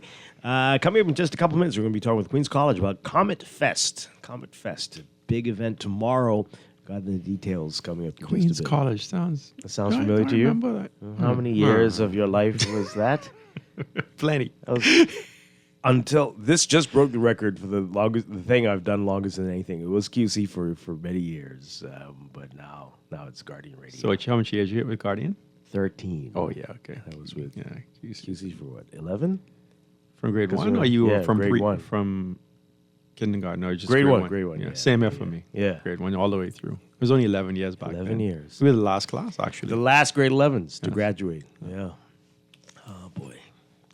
Anyway, we'll talk more with QC about that in just a bit. All right, so we continue with this situation with the policy that the U.S. is threatening to take away visas if countries like the Bahamas continue with this, what they're saying, a forced labor program with Cubans. And leaders throughout the Caribbean are saying, hey, we have to do what we have to do. And if you have to do what you have to do, then so be it. No, in many instances, it served it filled a vital gap. Yeah. Particularly in times of crisis. Around the world, by the way. Mm-hmm. Yeah, around the world. All right, so we read a story for you from the Tribune. They didn't get Fred Mitchell by press time, it seems. But he did issue, he issues his voice notes overnight. So something this morning, his voice note to his supporters. So... is that an official release to the news agencies, or is it just quote-unquote his supporters? It's mainly supporters, but it certainly makes the news very often. Very, very often. He is a cabinet minister. He is an MP. He is the chairman of the PLP. So there is a lot of weight to things he says.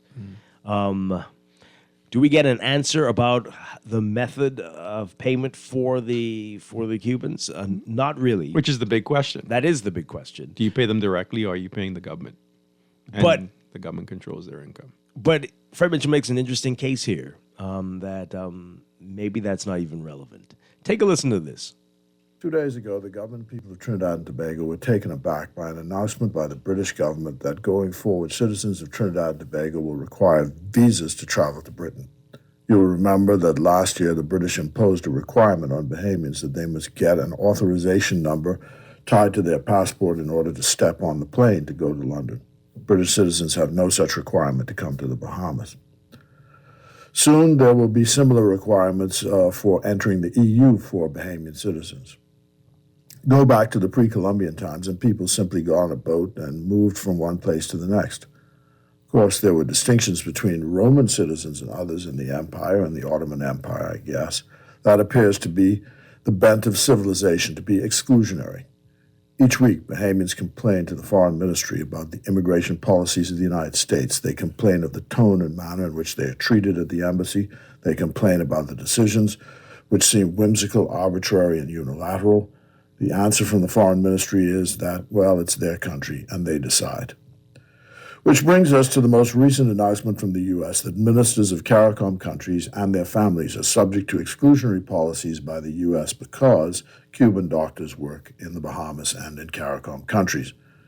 The Foreign Ministry of the Bahamas issued a holding statement, that saying while the matter was being addressed and examined, the Bahamas believes that it practices the best international standards when it comes to recruiting labor around the world. These are extraordinary times in the Common Era, when countries and the whole question of rules, the question of the United Nations Charter, the Declaration of Human Rights, the commitment to territorial integrity, the recognition of self-determination, the inviolability of borders, the right to move from one place to the next, throughout the world, all seem under threat. For small countries like ours and the entire Caribbean, if we are unable in these circumstances to exercise the one thing we have, which is our voice, and we also have our moral values, then 1804 for Haiti, 1962 for Jamaica and Trinidad and Tobago, 1966 for Barbados, 1979 for St. Lucia and St. Vincent, 1973 for the Bahamas, 1974 for Grenada, 1978 for Dominica will mean absolutely nothing. God bless you. God bless the Commonwealth of the Bahamas. And let's stand up with our moral values and with our voice, because across the country today, it's PLP all the way. That last part, we didn't need to hear that. But, okay, so interesting comments from Fred Mitchell there. In other words, he's saying it's all right, right? Mm-hmm. The way we deal with another, foreign government, as long as it's done lawfully based off of their definition of what's lawful, it's our business. Yeah. Right? And as you said, we don't tell the U.S. how to do things, and they need to don't adopt think that the policy. U.S. folks are going to accept that, though. So I hear you. And Motley, me and Motley said similar things from the Bayesian side of things, but I hear him and I understand his point. I even agree to a certain degree with his point, but I don't think that's going to hold water considering the pressure that's being applied right now, and will only intensify if certain things aren't done the way certain people want it done. Yeah. Okay, let's get your reactions really quickly, folks. We only have a couple minutes on this. 323-6232, 325-4316, 325-4259, and toll free 242-300-5720. This texter says here the doctors and nurses from Cuba's families benefit from the higher salaries they retain versus just working in Cuba. Medical is their technology equivalent industry. Well, we don't know if that's true. Don't know if that is true at all. But that would have been nice, I guess, right? But we don't know. We can't confirm. There's still a lot of things that we simply do not know. Mm-hmm. I do believe we dealt with the situation lawfully and abiding by the policies of the Cuban government. But now the details of how each individual professional is handled and their income, we simply do not know. Right. And it would be good to know if they do feel forced to do it, and there's no indication that they are. They could say, I don't want to go there. Mm-hmm. Right? We don't know. But it doesn't seem like that is the case. And so... and knowing what you're getting into initially, Dwight, if you sign up for that profession in Cuba, knowing that that's a possibility down the road, is it really forced? I mean, if you know that can be a requirement or a condition eventually at some point that you may have to go abroad, right, to assist with this particular service, is it forced? Again, there's a lot to be considered here, right? Yeah. It's easy. It's very easy to stand on the outside and nitpick at it and judge and criticize, but from the other side of things, looking at it from the inside, there's just a lot of questions for me. Yeah. Right? The word forced is just so strong. I need to really understand it before I say something. Someone's forced to do something. Mm-hmm. Indeed. Let's take this call. Good morning. You're on the air. Morning to you. What are you doing, I'm good, man. Thank you. Morning. All right. Dwight, let me first make a balanced argument, and then let me come back with the truth. Okay? The balanced argument. Okay, Cuba keeps about 75 to 90% of the salaries of individuals they ship out, more specifically doctors and lawyers. Now, let's do a comparative analysis of that. If you're making $50 to $100 a week in Cuba, just staying there as a doctor, let's say you make $5,000 a year. You come to the Bahamas, make $60,000 a year, $50,000 a year, and you get to keep $25,000 or 25% of that. So now you have $15,000 a year for your family in Cuba as opposed to the $5,000 that you would make. So it isn't the fact that they say the Cubans should just run away. The fact is that they are simply providing a better life for their family. So for them to run, they have to decide to leave the entire family. That's why the doctors and the nurses are carefully chosen to participate in the program. When they leave Cuba, that they have ties to Cuba, so they'll have a reason to not defect. Now, let's look at what the U.S. does. No matter what, a U.S. citizen, no matter where they are in the world, must pay taxes as much as 40% of their income. So it's comparative when you begin to compare apples to apples, and you can make an argument back and forth. But the question is this really about salaries? It's not. It's about geopolitics at play. Yeah, well, I think we know that. Right. So, but so that's what I'm saying to you. So we then have to look at the whole picture rather than crying about the piece that has been blocked in by the night.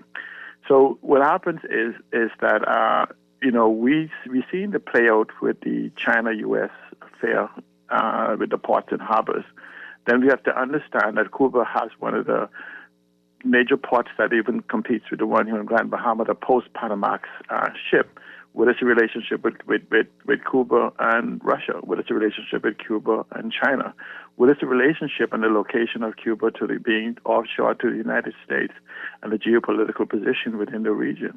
Now, when it comes to us making our decisions, the problem again is proper prior planning prevents piss poor performances. We've always been depending of getting warm by somebody else's fire.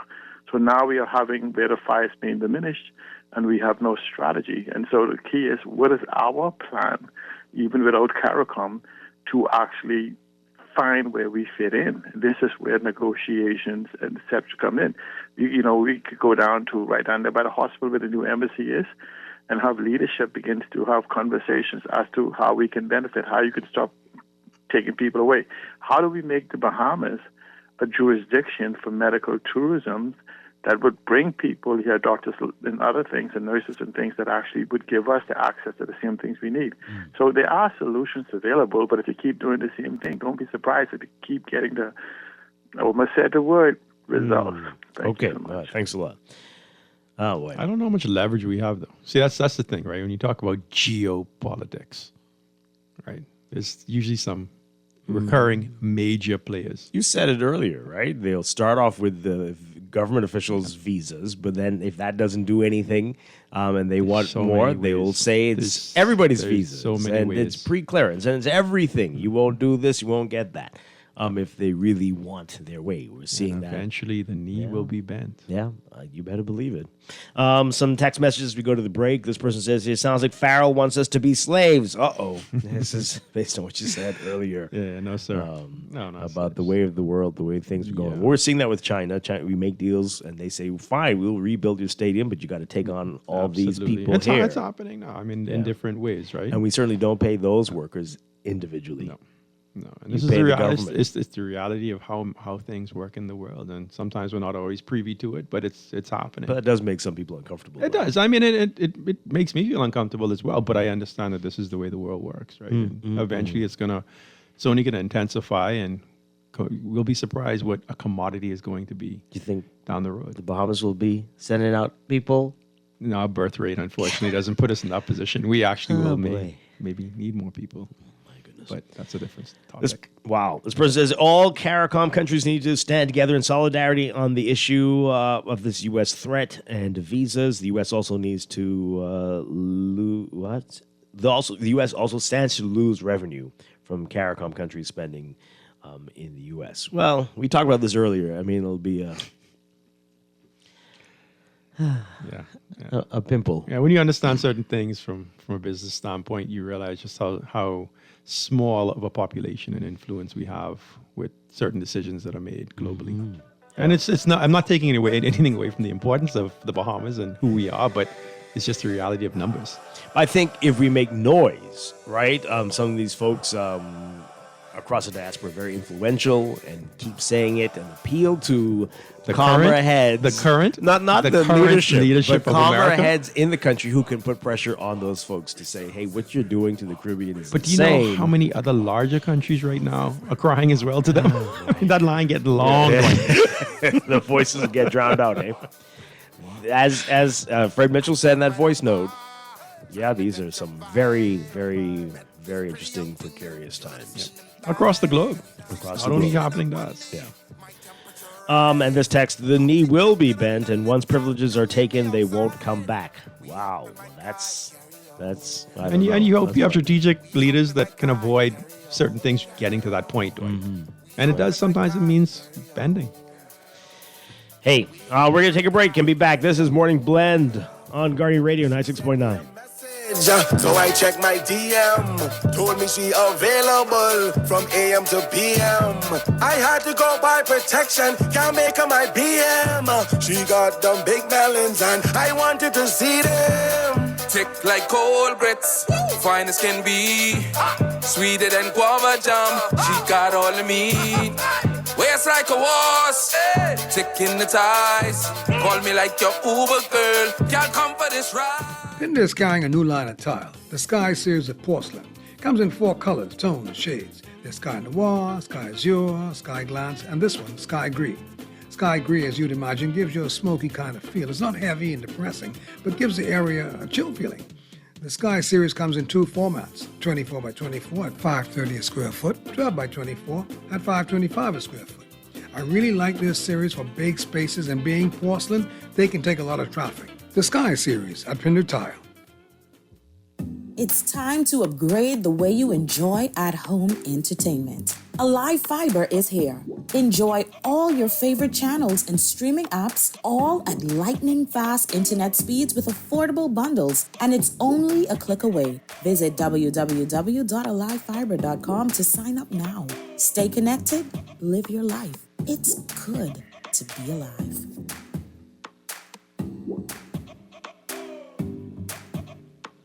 Boy, where you going running so fast? I'm running. Hunger pushing me to Jerry's Diner and Chuck E. D's Ice Cream Parlor. Well, where they is? Right there on the corner of Joe Fran and Road in Fox Hill. Me and the boys been there the other day for breakfast, and Jerry's Diner to serve everything you could think of, stew and boiled, from fish to conch to... Pass me one tissue, man. My mouth watering, man. And these is come with Johnny Cake or grits. Boy, Jerry's Diner can on. Hold on. I wouldn't talk with lunch. Peas, bean, and okra soup. Group of fingers, steamed pork chop, chicken, mutton. And I wouldn't talk with the Cornish hen. And all these is come with rice and two side order.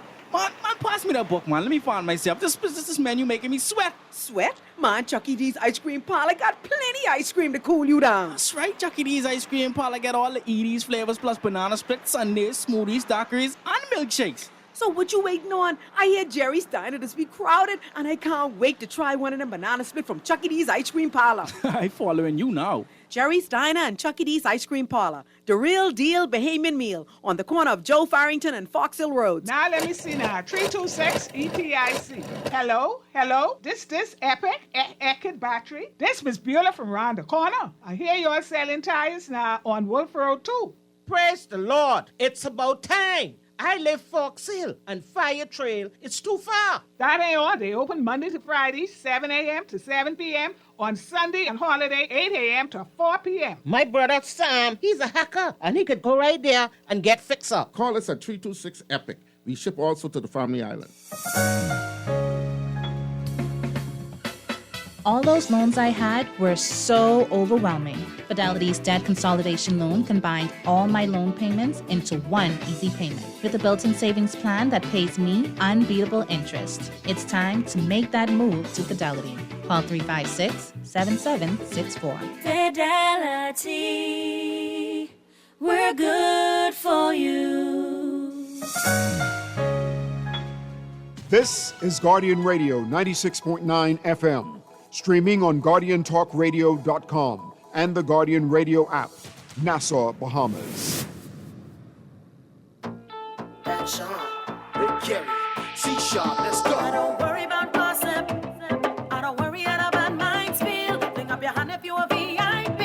Yes, I know I am a real big deal. Hey, I have no limitations. I go out and I live up my dream. Got my pride and my family. Disrespect is a serious thing. Yes, I know I am a real big deal. Hey, I'm a real big deal. Yes, I know I am a real big deal. Hey, I'm a real big deal.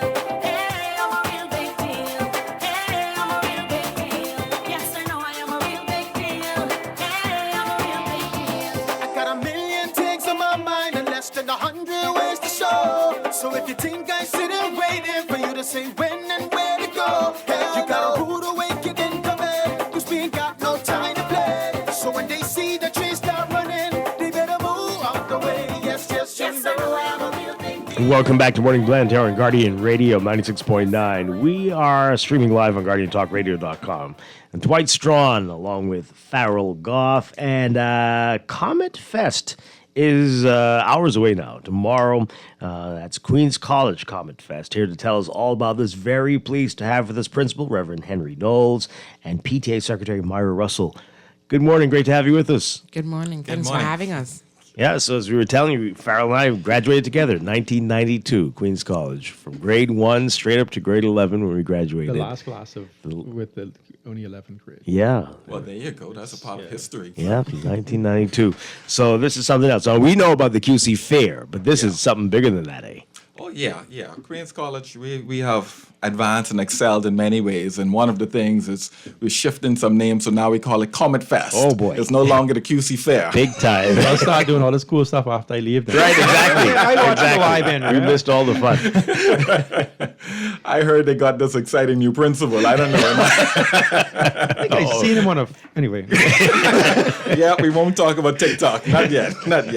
All right, so how long have you been doing Comet Fest? This is our second year. Okay. Post COVID, things kind of got away in 2020, of course, with COVID. Then we all been locked down for 2 years, and then still coming back under restrictions. And so last year we did a little taste of it. You know, we call it Summerfest then, right? Okay. And this year we have an exciting new PTA team that is just blowing my socks off. And they are just amazing. And so they have now advanced it to Comet Fest, and I've never seen anything as large as this. Wow. Trust me. I mean, you guys, you're familiar with Queen's College's fair, but you have not seen what is coming tomorrow. Really? I already was sold a stakeout ticket, so I know that's a part of it. Well, now I need to put back my tickets because I brought my tickets to sell to you. So what else? Mario, you can tell us what else can we expect with Comet Fest? How big is this? Okay, so we have a kiddie corner. You know, we accommodate the school across the board. So we have a kiddie corner. We have a dunk. We have a dunk machine. Yep, they rock want me climbing. Rock climbing. Students can line up for that. Face painting. Bumper cars. Bouncing castles. Cars? Yeah. What? Yeah. Can the adults get in the bumper cars? Yeah, certainly. Really? Let us some of that road rage. Okay. So and then the normal food. We have vendors. Wicked wings. The fry one, is it? Is it the fry one? It's just so many of them. It's glow time. Yeah. We'll have cotton candy popcorn. What time does the festivities start tomorrow? 11 a.m. 11 a.m. And it goes... Straight up until 6 p.m. The high school dance starts at 6. It'll be from 6 p.m. to 10 p.m. High school dance. Do you remember any high school dance? We never Probably once. wasn't allowed. You're getting the loose. You were not allowed to dance. So now they're dancing? Yes. Tell us about that. 6 to 9. 6 to 10. It was 6 to 9. We've extended it. We got a correspondence from someone from the student body, and so we decided to extend the time from 9 p.m. to 10 p.m. Look at that. Well, I'm glad you're listening to the students. That shows very progressive nature to the administration. That's nice. Yep, and even the DJ selected. Selected Dylan the DJ. Mm-hmm. You know, he was like the crowd favorite, and our students asked for him, and so we had to adjust and adapt and invite him, and we're excited. Wow, nice. democracy. I don't think they listened to us much when we were. No. You only told what to do. Things have changed. Things have changed. As it should. Education is changing. Yes, and Comet Fest actually starts off a series of celebration at Queen's College. You know what have happened last week. We won BA ISS track and field. Yes, indeed. You know, and we're just having some other people over it, yeah. You know, they hold on to things long. I think they're still holding on to it. But the exciting thing for us as well is that it made us realize several things for this year. We are having a banner year at Queen's College this year. We won the swimming championship. We won cross country. We won girls, junior and senior girls softball, senior boys baseball. And then in academics, with Bahamas All Merit Scholar, and also we had a lot of national merit winners, and we were categorized by the Ministry of Education as the top performing school in the country. In the BJC and BGCSE award ceremonies last week, we came up almost every year, right? Top performing in BJC, top performing in BGCSEs, 20 top subject awards, and also we realized even across the board, we have students who've done extraordinarily well in karate, in tennis, in equestrian, in golf. We have our young people, our primary school participating in national golf competition right now. We have beauty queens. It's just across the board. Henry, real quick, if you could tell us what's behind that consistency with the academic excellence. We're behind it for QC. I mean, we've seen it over and over, year after year. So there's definitely something there to it. I think it's a culture. It's a culture. It's a people. And you two fine gentlemen are a testament of it. That being on Queens College is different. People look on the outside, but inside, really, we try to pull out the best. Right? We say that not everyone is going to be on top. There's always going to be the few on top, the bell curve. But on average, you can get from Queens College, or it sets a fire on the inside of you. And I know we don't get to sometimes recognize even just the grassroots, but we now discovering that we have persons who are top in landscaping companies, phenomenal plumbers and architects. And, it's just amazing what is being produced through QC. So it's just a culture of like high performance and wherever life finds you. Yes, a culture. Yeah. Solid. Definitely. All right, and you've got something else happening next week. Is that right? Because we're taking part in this job fair. Yeah. Oh, yes. We have our high school career fair coming up. And we have, I think it was about 30 or 40 companies that are going to come to be a part of that. And what is exciting this year for us is that it's always huge, but we want to make a difference beyond just Village Road. We say that we want to change a nation, right? You hear a lot about the accolades of Queens College, but we say, what good is it that we are shining if there's darkness around us, right? Yes, it's wonderful to shine, but we want to see the entire nation shine. So we are expanding it. We have sent invitations to some of our neighboring public schools to be a part of that, for them to get that exposure and for them to have the opportunity to get that same spark, that fire lit within them as well. Yeah. Excellent stuff. All right, so with Comet Fest, do you have to pay to attend? How does that work exactly? The entry fee is $2, and the dance is $10. Excellent. High school dance, $10. Yeah, and that's it. Just come and have a great time. Come and enjoy yourself. Bring your family. You don't have to be a QC graduate. You don't have to be a QC graduate. Definitely not. Sock invited too. They are our neighbors, so they are invited. Oh boy, we all won, right? At the end of the day, we all won. Yes. Yeah, that is excellent stuff there. And remind us again of the time tomorrow. So the fair runs from 11 a.m. to 6 p.m. and then there's the high school dance from 6 p.m. to 10 p.m. Mm-hmm. And you mentioned the stakeout. If you want to get stakeout tickets, what should you do? Can you buy them at the? Yeah, you can buy them you can buy them at the fair as well. And look out, next week is Green Week at Queens College as well. All the way green because we're still celebrating our championships. And we have the motorcade that is happening on March 28th, and you're going to hear a lot more about that, and so we're just excited. So Comet Fest starts the party, and the celebration continues. Okay, going strong. And this is big time. And as we said, we're going to be at the Career Fair broadcast. You know about this, Principal? We're going to be broadcasting live there. Our two shows are going to be there, On the Clock and Guardian Radio AM. And we're going to show the students firsthand what it's like to be in broadcasting, and the news team will be there as well. Nice. Awesome. So looking forward to that. So Reverend Henry Knowles and Myra Russell, thank you so much for being with us this morning. It was a pleasure. Comet Fest is going to be great. I can feel it. We'll be back after the news with Morning Blend Business. We got you remember this? This is still the can you hear it? Still the song. Well, we'll get it anyway. This is Morning Blend on Guardian Radio 96.9. Stay with us. The views and opinions of the hosts and guests are their own and do not necessarily reflect the views of the management and staff of Guardian Radio. Wake up, it's a new day. Wake up, it's a new day.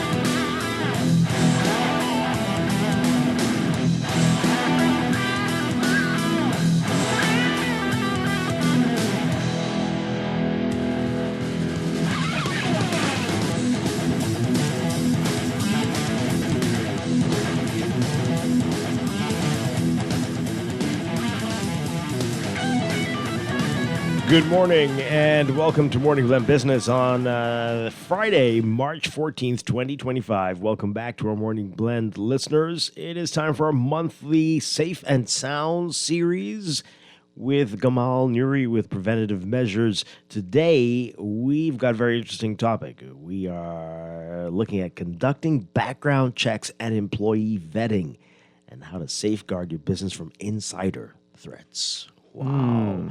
Gamal Nuri, good morning, sir. Good morning, Dwight. Good morning, Bahamas. How's everyone doing? Doing well. I'm with Farrell Goff today. Morning. And good morning, sir. Good morning. Gonna have a great conversation. Okay, so this is a big one. So let's begin with how often are people doing this? Employee vetting and really following up on references or even asking for them and going deeper. Yeah, it's an interesting point about, how often. The traditional approach to conducting background checks is usually on the onboarding, a part of the onboarding process for the business. However, the new standards, new courage that checks occur continuously, as long as that person has a relationship with the entity, you should be doing some type of review of their working conditions or their relationship at least twice a year, if only annually. So that's the frequency is what's really a question. Usually it's done at the beginning, but it should be something that's done annually. And you're talking about for employees. Wow. Gamal, if you don't mind, what is it? For me personally, I'm not familiar with background checks. I know they're done. Some large companies tend to do that before they, part of their vetting process, right? Before they onboard someone. What are you looking for? Like, what is it? What are these checks? If you can speak to that, I don't know if I'm digging a little too deep, but I'm just very curious, right? As someone who may have been, or in the future may be in that position of having a background check run on me. So, in a nutshell, a background check is the employee's verification of who you are, what you say you are, your qualifications, your training, your history, as it relates to education, criminal background, things of that sort. Also, your work history. So it helps to validate claims that you are making and that you're in a good fit for the organization. You can meet the requirements of the role that you're applying for, and that you don't add any. But isn't that the purpose of an interview, a resume, a police record? And I'm playing a bit of devil's advocate, but I'm thinking that a lot of that is covered from those avenues, right? Yeah, but like I said, it's a validation. It's because during an interview you're making claims. You're saying that this is who you are. Mm-hmm. So the background check is to verify claims that you made during the interview, during the application process, are what they are. Mm-hmm. Even from a certification and educational standpoint, also.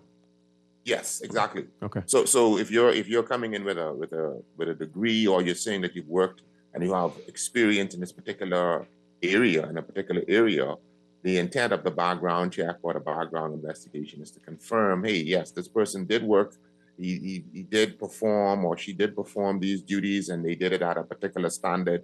And so that's what the check is. Oh, they did attend this particular institution at this current time and attain this particular qualification.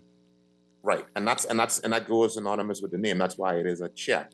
It is, hey, you said you're this, we're gonna check. So who's supposed to do this? And do you have HR do this? Do you have do you hire a company to do this, to go back and check everything out? Right. So you in-house, some entities have in-house services, be it their investigative team. HR may have an investigative arm, or you can hire a third-party provider to deliver that service for you. So there are multiple options for it. And again, it also depends on how deep you want to go. You can do what we call just an online search. You can search the person's name, which is data which is readily available online. Or if you want to go deeper, then you can now make phone calls. You can actually reach out to former employers. You can reach out to the educational institution that the person worked at. you can if you can actually go into the neighborhood to confirm that the person lives at that address and get some background on their their relationships within the neighborhood. So all of these are different options that how this can be conducted. It just determines how and who is going to actually do that. Do you have the resources to do it in-house, or do you source it out to another provider? So this is what I was asking earlier. From what you experience, are people really doing this? I mean, this is a small country. People say they know everybody. Hey, that's my cousin. Yeah. But are they really going back to see whether this is real, that he did work there, that you did graduate from this school, or are we just taking people's word for value? it? Yeah. No. Entities are doing it. It's especially with sensitive groups like, let's say, financial institutions, right? If you're working for going into government, into some security sensitive area, be it law enforcement, the defense force, things of that sort. So their entities are doing that. Unfortunately, there's no requirement. This is just a standard. There's no mandate that you do it. So this isn't that you must do a background check. This is just good business practice, and it's good due diligence with when you're bringing on persons, especially if they're going to be exposed to sensitive areas. If you're going into the medical field, if you're going into finance, entities like that, they really would go in and ensure that if you're saying that you are certified as a particular medical skill set, they want to make sure that that is the case, because now you're looking at risk that could come out of the fact that this person is not who they say they are, and then you didn't do your due diligence in confirming that. So all of these are just good business practices that should be done with any employer. But again, it depends on where they are. Let's say if a food, perhaps I won't call anybody. Their concern may be the person's medical condition, so they will require, for example, a medical certificate. So all of this is a part of the process, depending on the work that they're doing, the service that they're delivering. That check may vary based on what type of service that they're going to be providing. Yeah, and the truth is, it's so easy to mislead, right? Based off a piece of paper, based off someone who may be able to interview well on the spot, right? But information may not be accurate. We see it every day. So I definitely get the need for it, but I know it must be onerous on companies, particularly small and medium companies, that have the resources to do that on a regular, I imagine. So how do they bridge that gap, Gamal? Is there an option out there for them, or this is just mainly for companies that have the budget to sustain this? Right. Like I said, they can do what we call open source. Open source is you do a search online, and that can be anything from a Google search, checking social media handles, things of that sort.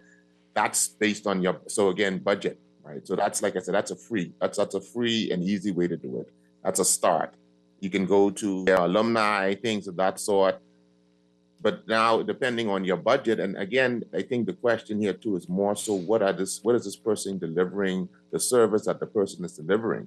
So if this person is going to be dealing with finances or legal issues, right? Then the entity would want to make sure that the credentials that are presented, the work history that this person has presented, that they're actually what they say they are. Because like I said, not doing a proper check, and that person now isn't able to perform or makes errors, and they're taken to court. And certainly one of the things that's going to be questioned is, who was the person who was tasked with this particular assignment? And they're going to question, well, where were they trained? How long were they doing what they were doing? You don't want to get as a curveball in a matter that is brought before the court when you find out that this individual this person never graduated from that institution. Wow. This person never worked for that particular company. You don't want to find that out in front of a court. You want to do your best to ensure that you can find out all of these questions and answer these questions prior to the onboarding or within a certain period. And that's why I said too, that period should be ongoing. That period shouldn't just be the initial onboarding, because circumstances change. I may be a good citizen at the beginning, but my circumstances may change 6 months in, a year in, 3 years in. So you'd want to have this going on continuously during the relationship with the entity. That's wild. Let's talk more about that. Okay, so What are you going to be looking for during that time once the person's already a part of the company? Are you spying on them? You're going through the trash? Well, I was going to what- ask, is it right? disclosed? They know that, okay, like every 6 months there's a performance review. Every 6 months there's a security background. Things are as they should be for the betterment of the company and your employment with us. I imagine would you disclose that, Kamal, or this happens in the background? Critical to that process and all background, and any vetting or background investigation is during the onboarding process, you would have as a part of, as one of those sign-offs is that you consent to these particular checks at the beginning and throughout your engagement with the entity. So that's important. So that paperwork prior to, so if we go step back a bit and we're setting up this background investigation program, right? We want to ensure that, hey, at the onboarding process, as a part of those sign-off documents, here's a document saying that you consent to it. You not only consent to it at the beginning, but you consent to it during the entire relationship. And so that now makes it a part of my work environment, of my work culture, that I understand that I will be reviewed, like you mentioned, Pharrell, in regards to the reviews, the annual reviews. That is a part of the process. So it's not a surprise. It's not a sneak. It's not something you're doing behind the individual's back. You have full disclosure, and I think full disclosure, the power of full disclosure, is underestimated, because if somebody knows, then they would do their best to stay in line, or you would see actions in an attempt to cover up. So full disclosure, because you're trying to prevent this from happening. You're trying to eliminate the risk. So you don't want to get a surprise. You want to have full disclosure that these checks are going to be going on throughout the relationship. Mm-hmm. All right. So what are you going to be looking for during that period once you are already onboarded? How deep do you need to get into this person's life? Well, one of the easiest, the first things you would look for is certainly have they been matters since being onboarded? Have they been arrested? Because again, there's no demand, there's no requirement by law enforcement or that individual, unless again you state it in the onboarding or the employment policy, right? That person has to disclose that they were arrested. They maybe have been in a car with a family member and they were arrested during a police pullover for drugs, right? And drugs were found in the car. That's not mandatory that they disclose that. So, or the police contacting the employer. Okay, so you would be looking again to see if there was any additional contact or arrest during that period of time. That's one thing. Okay, you would also, if you have access, if that's a part of your employment agreement, you would have access to finances. You would monitor changes in behavior, changes in lifestyle. How is this person able to do this? And within ethical, and then you have to have ethical considerations, and that's dependent upon the organization, but you want to be ethical with it. But that's why I go back to full disclosure. So if you accepted the terms of the employment, which says that we're going to be asking and checking and reviewing, then eliminates or reduces to questions about ethics and do you have the right? This was a part of our agreement when we were employed, and this is what we're going to be doing. So you would check even if with other financial institutions or ask for disclosure. Yeah. So we see that with the government. That is a requirement. So companies should do that as well. Sure. Yes, disclosures should do that because, like I said, conditions and lifestyle change. So the company should now ask certain questions over a period of time and let them disclose. What about an invasion what of that privacy? does too? Don't forget now. This sets up. We're looking at potential risk, and so if the company is questioned that, hey, you had this individual working for you, didn't you know? Did you? Or you should have known. And then you can now present. Will be asked this. This is the depth of that particular review. We ask for disclosure every 6 months, every year, and the person confirmed and said that this was the case. This is an opportunity now to protect the company from any future exposures, and also certainly to ensure that they're doing good business practices. So from the employee standpoint, right, or the person who the background check is being ran on, the concerns about invasion of privacy, is this just like information that's generally in the public sphere and can be attained within reason, or does this dig deeper than that and goes into places that only like, skilled professionals would be able to go into and find information on a person. The key word there is invasion. This is invasion of privacy. This is why, like I said earlier, once there's full disclosure on what you would be doing or the terms of the employment as it relates to background checks and the fact that it's ongoing, then there's no invasion in privacy. Well, I The guess I'm invasion of- talking about the actual process of the background checking. Does it encroach on persons, on areas and matters that they would generally consider, or even the law would consider private? I don't know. I'm just asking, from your expert. Again, when you use the words in encroachment or invasion, that suggests that I didn't have knowledge of, or I was not aware of what were the terms of the employment. So once those things are disclosed at the beginning, then that reduces or minimizes that challenge, because we would have told you at the beginning. The encroachment is, you're finding out that someone from your employer is calling and asking certain questions, or someone from a previous employer or a current employer is asking questions. And so that's where you have the encroachment, because you did not make the employee or the potential employee aware of the terms of the onboarding or the terms of the employment. Nice. So that's why it is so important to disclose that. And they have and they have a right. No, I'm They have talking a right about to the know. methods, though. I'm talking about the methods of actually finding out information on persons. Not necessarily from the company's perspective, from the individual's perspective. Should we have any concerns about somebody digging a little too deep into? It's maybe it's a non-issue. Maybe all of this is just surface. I don't know. That's why I'm asking. No, I understand, and Okay. and again, for me, my understanding of your question is the depth of it is really dependent upon what the organization has disclosed that they would be checking.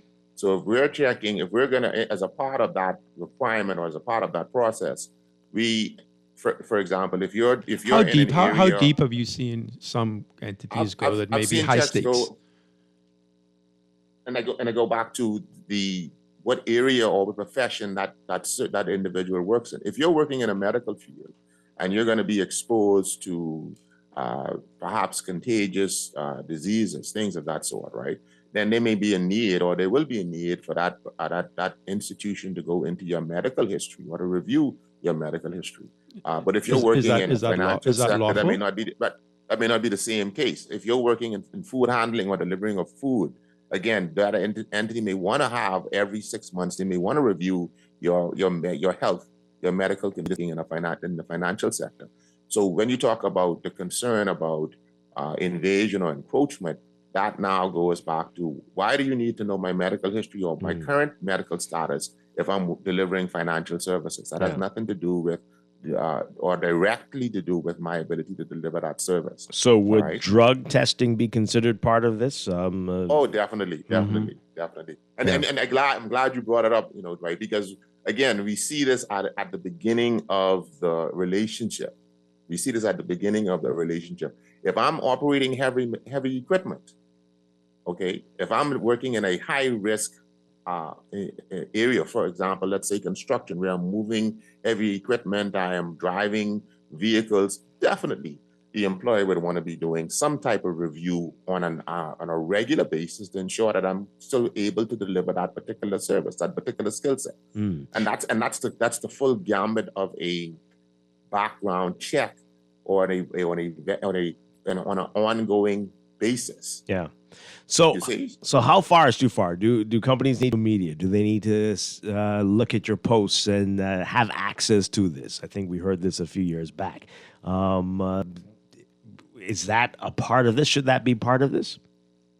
Again, what are you delivering? Law enforcement, for example, law enforcement officers, military officers, defense force, police, they're restricted on the type of commentary they can make from a political perspective. So a law enforcement officer now on social media, or military officer on social media, making claims, whether it's to the pro or con of a particular group, whether it's political, religious, whatever group that is, all right, that now has an impact on their appreciated impartiality. that officer now makes the organization seem to be partial or impartial to a particular group. So yes, that would be something that an organization, because of the fact that they're delivering that type of service, then that social media monitoring may be something that comes under the preview of working. If you're working for a particular bank and you make comments disparaging about that bank, about that financial institution, about what they're doing and their services, and you make that on social media, or you make a comment about another entity. So all of these things are open and can be reviewed and can be used. Not to sound like a police, can be used against you. So you have to be. These things are where we are in 2025. My goodness, you're making a comment. It's as if I'm standing in the front of my yard and I'm making comments, and that's in a public arena. When I go onto a social media platform and make similar comments, that's a different dynamic, because now it's international. Anyone can see what you're saying. Yeah. So you have to understand what risk and what your risk exposures are. So we're trying to figure out when you cross the line. I think that's what Farrell's getting to as well. When you've gone too far, are companies prepared to follow their employees to see, he's having dinner with somebody who works at the competing company, and right? How far until we cross into dangerous territory here? I would say that is something that the company would need to sit down with their attorney and determine those limitations. However, the company is right to ensure that their business and their reputation is not impacted by the individual. I think that is where it becomes a bit gray. How far do you go? And we have to do it on a case by case, because if information is received by the company that the individual is now having some sort of business relationship, that is obviously, with a competitor on their own, quote unquote, on their own time, right? And the company feels that this relationship is impacting or could impact, does the company have a right to now bring that individual in and say to them, hey, we understand that you're being courted, or you're having this, for both sides, the company and the individual, to have a frank discussion about what's going on. And again, it's up to the individual to determine how much they want to disclose. Mm-hmm. But that now gets into I understand a bit better now what you're saying, but the company still has a right to protect its investment. Okay. And so how far can they go? That's now where you need to have that discussion with your attorney, and to get the proper appreciation from the attorney as to how far you can go. But I revert again, these types of questions at best can be answered at the beginning of the relationship. Mm-hmm. We have the right to ask a question. We have the right to investigate. We have a right to interview. And now me, as the person coming onto that company, I should have read the employment agreement, not just look at the salary and the benefits, right? Mm-hmm. But also look at all of the terms that the relationship is put before me. So again, I go back. Full disclosure.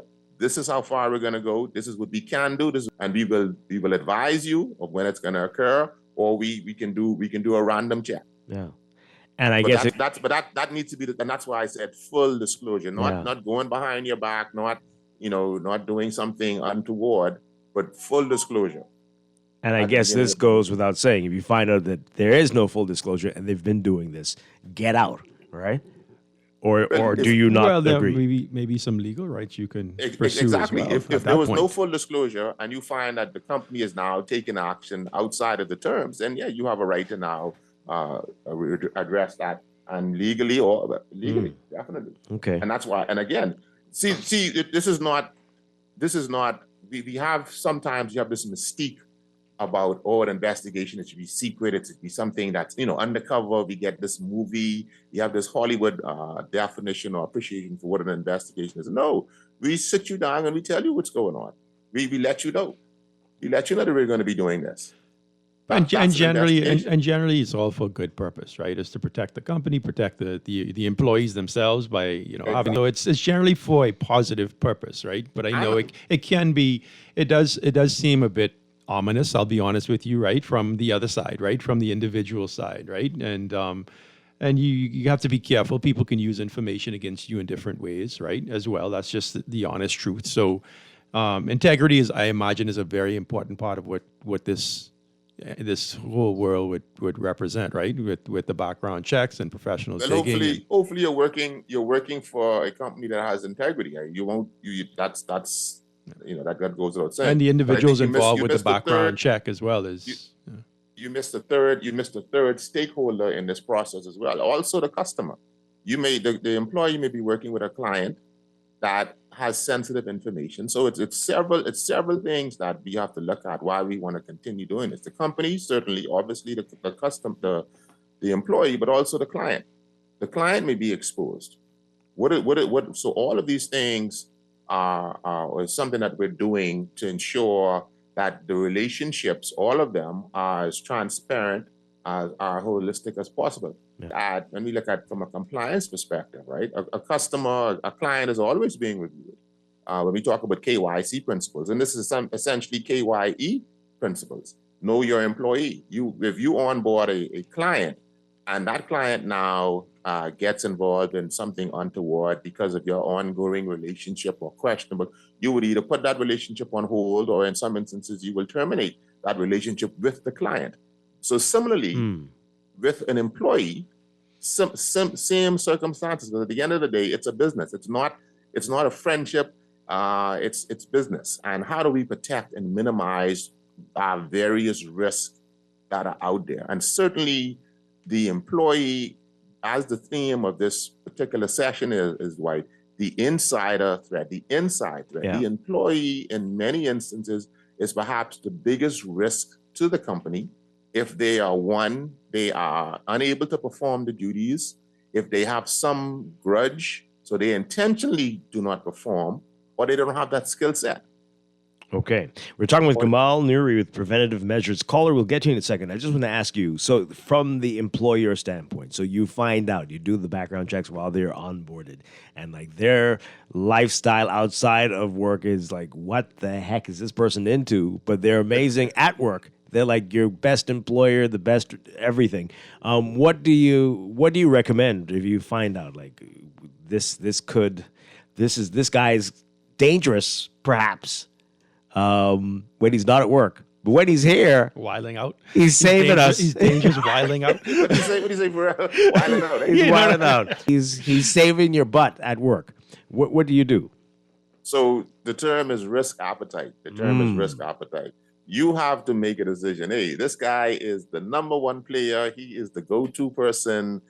She gets the job done. She has it together. But there's some things outside of work that, raises eyebrows. Mm-hmm. You have to now accept, am I going to continue with this because of the deliverables this individual is giving me to my benefit? Or because of the public, the public perception, how is that going to impact my business? That's a decision that an entity is going to have to make on a case by case. The problem here, though, the problem is, person A may be doing it, but they're the number one player. Now, person B, not so much. Wow. But do you now let person B go because they're doing the same thing outside, and so now you have discrimination or discrimination. So it gets gray. You got to sit down with your attorney. You got to sit down with HR. Got to sit down with the, perhaps that unit head, or they maybe be the unit head, and you now have to crunch numbers and you have to make some decisions, because if there are two individuals doing the same thing, but one is not a top performer, how do you now let one go for the same thing for that particular activity, and you don't let the other one go? Absolutely. So it becomes gray. It becomes mixed, and HR and your in-house attorney and having those discussions. Wow. Let's take this call here. Good morning, call. You're on the air. Are you there? Okay, call us back. 323-6232. 325-4316. 325-4259. Toll free 242-300-5720. You can tweet us, you can Facebook us, you can text us 422-4796. Got a couple text messages here. This person says here, what is the expectation of privacy of the employee or job applicant? Health or credit records? You talked about this a bit already. Travel history? Wow, that's interesting. Nuri said that the ethical considerations are up to the company. Would information not usually publicly be available or accessible to the background check? Well, that's kind of the question I was alluding to, right? It's like how deep can this go? Like where does it cross the line between what's publicly and surface level accessible, but then what's now digging and kind of going behind the box? And I don't know if the law dictates that. I don't know if we're protected by the law in terms of privacy of our own information. Medically, I believe, from a medical standpoint, possibly. I don't know if other areas are as black and white. Yeah, I don't know. Right? It's like where's the line? The line is the consent. The line is. Well, I hear you, Kamal, but that's kind of also very concerning, right? Because so the company itself can determine how deep it wants to dig into your ongoing. I know you're hearing me, life. but the point I'm making again is consent. That's why there's the need for full disclosure. How far the company goes outside of that. We got to read the fine print. That's what we got to do with these employee contracts. Say the fine print we got to read on these employee contracts. Exactly. You got to make sure you cover yourself.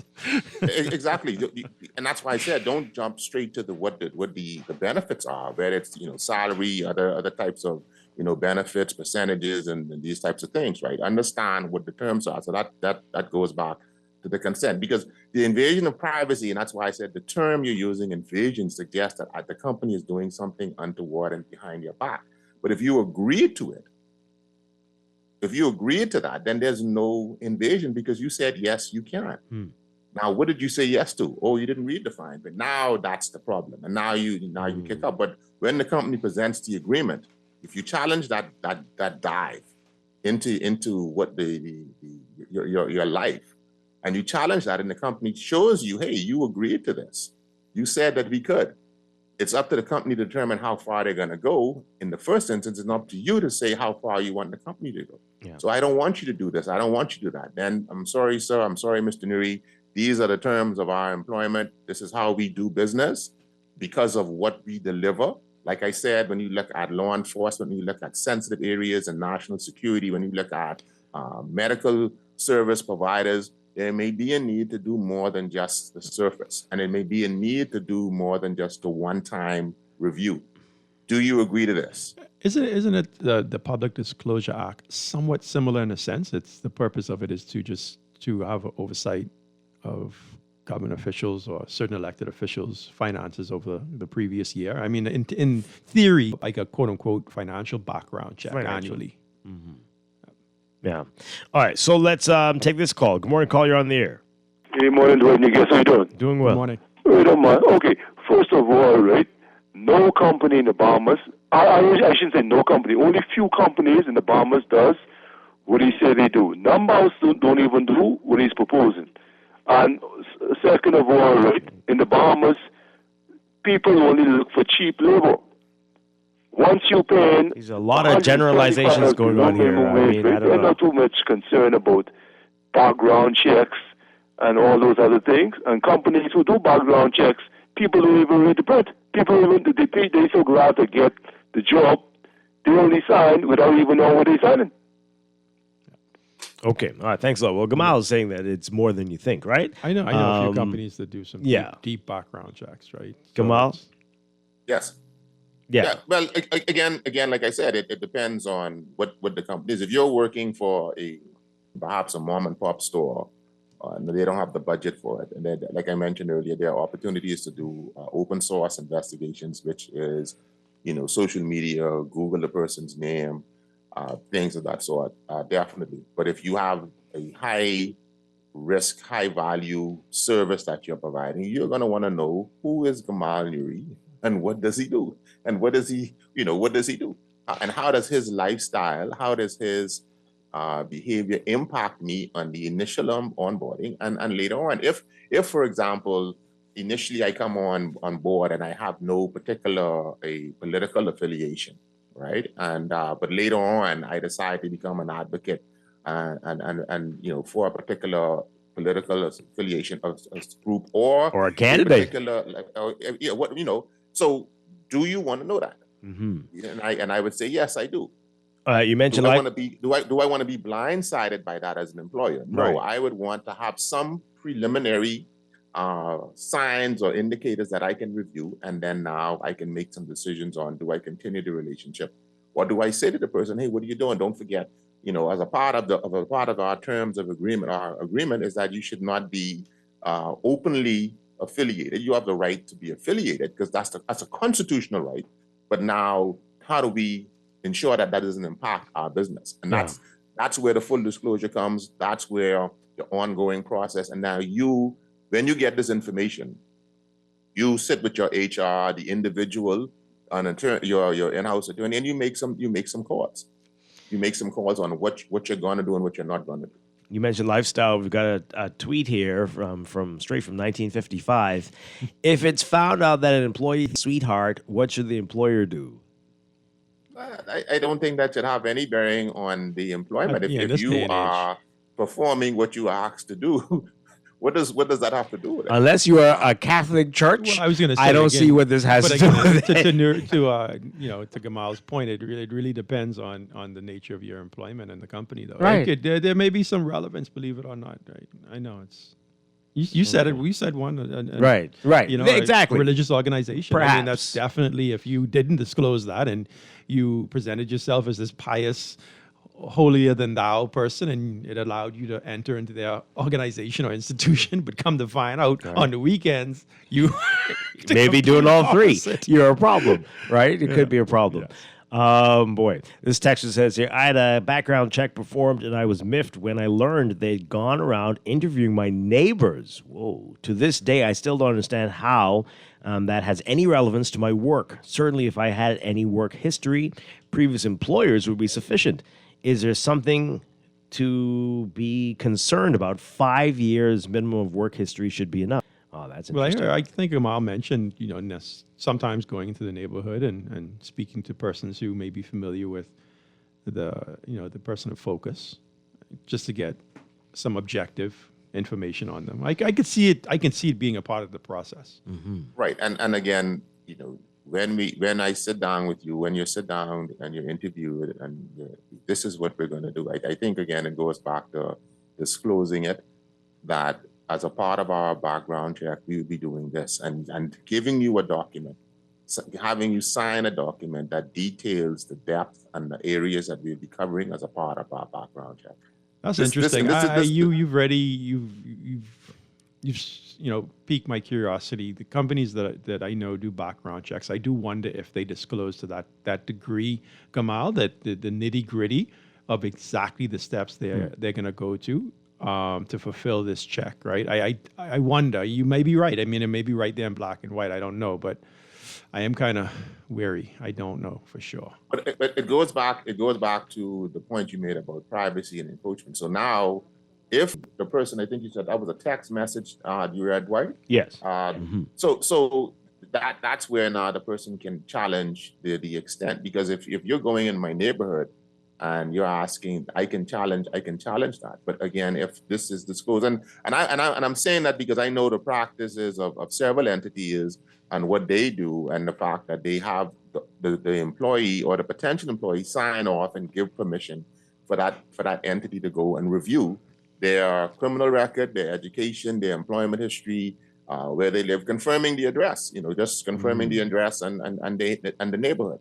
Yeah, and it's a process that has to be, like I said, we talked about it earlier. Again, the depth of it is what service, what you're going to be delivering, where you're going to be employed, and that really helps to determine how far the entity is going to go in understanding what who they're going to be bringing on or who they're looking to bring on. Yeah. Wow. All right. So we've got about a minute left. Your final piece of advice to employers and employees, Gamal, about this, and should an employee even welcome it? Is that an encouraging sign in any way, shape, or form that your company is checking up to make sure that what you say you've done Yeah, this is a vital tool in any employment process. If you are not doing a background check, you are exposing yourself, your customers to unknown risk. And so I think that it is crucial that it is done at some level, if it's only via open source, or you have a entity in-house or a third-party provider deliver that service. It only makes good business sense. I would say the old Sesame Street. Who are the people in your neighborhood? Do you know who they are? Do you know what they do? You have to do your best to get that information. If you're going to have this person brought into your entity, into your business, and be exposed to your assets, customers, and other employees, things of that sort. So it's a crucial tool that needs to be used, that should be used. Are we going to see AI coming into effect to help smaller businesses maybe facilitate this with all this data footprint? Real quick, Kamal, that for the smaller companies that may not be able to afford individuals or a department or an arm of their business to take this on, because it would be advantageous for every employee to know their employers as best they can, I imagine, or prospective employees. So AI is already doing it. It's already there.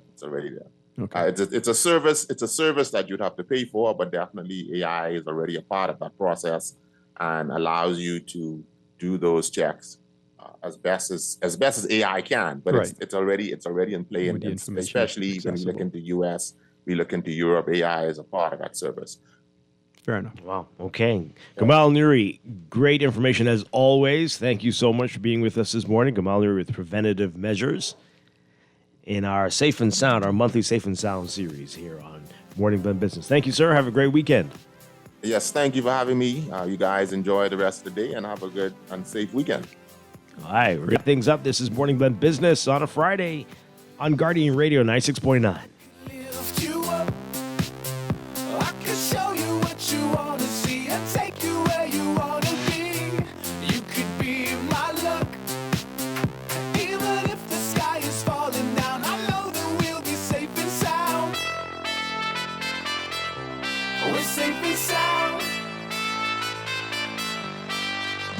At CFAL, we understand that a secure future is the greatest gift you can give your employees. That's why our tailor-made group pension solutions are designed to fit the needs of both large and small companies. With CFAL, you can provide the retirement you and your employees deserve, ensuring peace of mind and financial stability for years to come. Join the many businesses that have already entrusted CFAL to create the right pension plan for their employees, and let us help you build a brighter future for your team. Visit us at cfal.com to get started on building wealth so you can live well. CFAL, growing wealth for future generations. Spain sounds like this.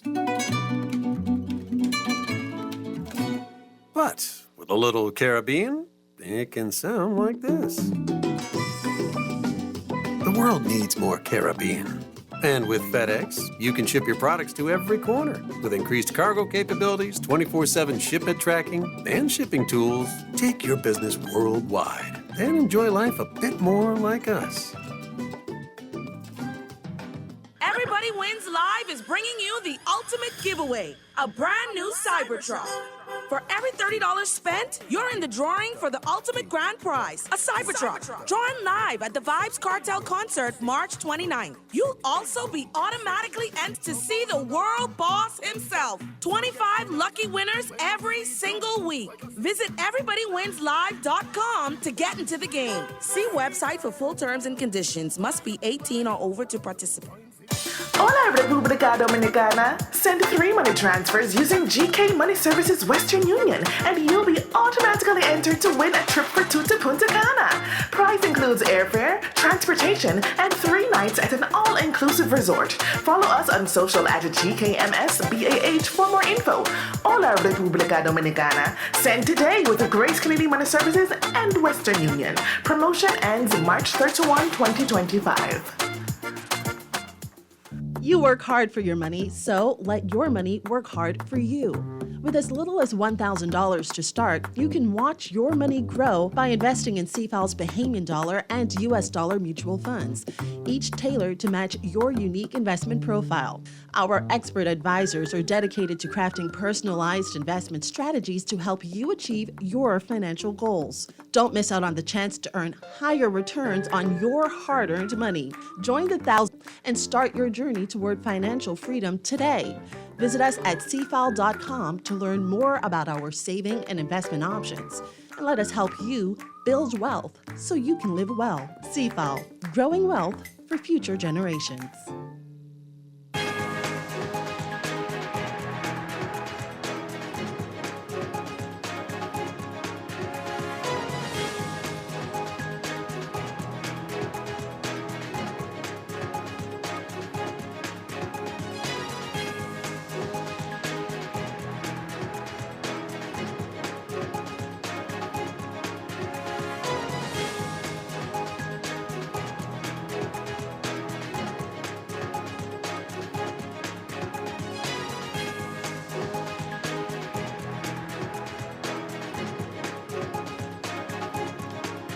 It is time for your morning business report, brought to you by CFAL. We told you about this earlier, but Tropical Shipping sending a letter to customers warning that most of its vessels that ship throughout the Caribbean have been built in China, and ocean freight costs will balloon if the U.S. goes ahead with a change to institute fees on Chinese-built cargo ships.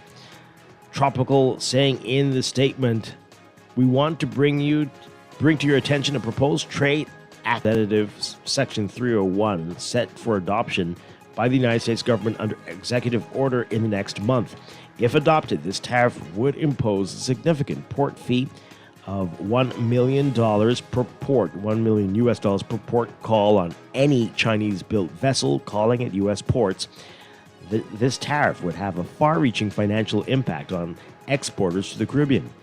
Most of the vessels serving the region were built in China. As a result of this tariff fee, ocean freight rates from Florida will increase by thousands of dollars per 20-foot equivalent unit, or TEU.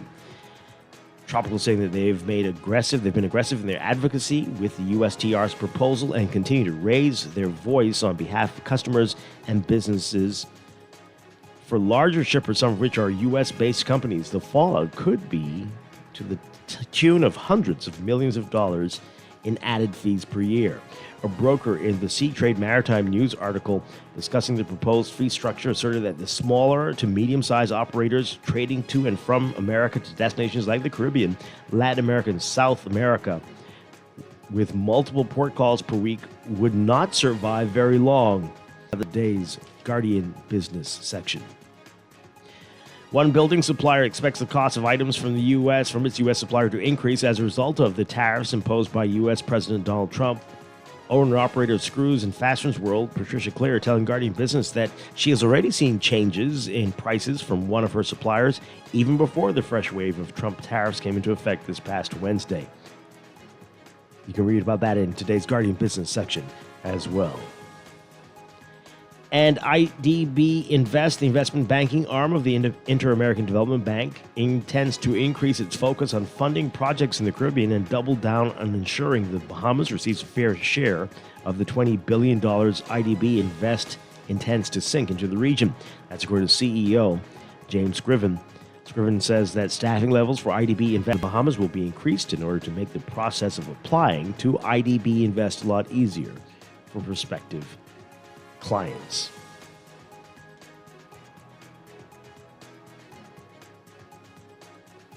And in your Market Watch recapping trading on the BISX from Thursday, your market movers, Consolidated Water closing at $5.67, up 4 cents, and Emira Incorporated up 9 cents, closing at $10.07. The BISX All Share Index closing at 3,020.21, up 0.13. That's your Market Watch, and that is your morning business report brought to you by CFAL, growing wealth for future generations.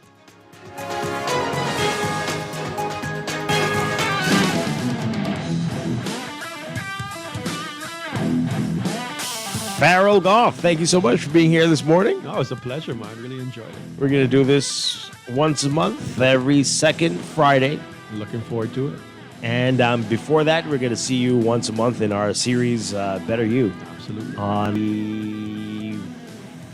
the fourth Thursday, every fourth Thursday each month. So we'll be getting a double dose of Farrell Goff. I'm enjoying it. So good to see you, my friend. We'll see you in a few weeks. Everybody have a wonderful, wonderful weekend. I'll be back on Monday with more Morning Blend and Morning Blend Business right here on Guardian Radio 96.9. Get out to the CONCACAF Beach Soccer Championships, the semifinals Saturday and the finals on Sunday. Go Team Bahamas. Let's go. Stay tuned for On the Clock with Aaron Green next.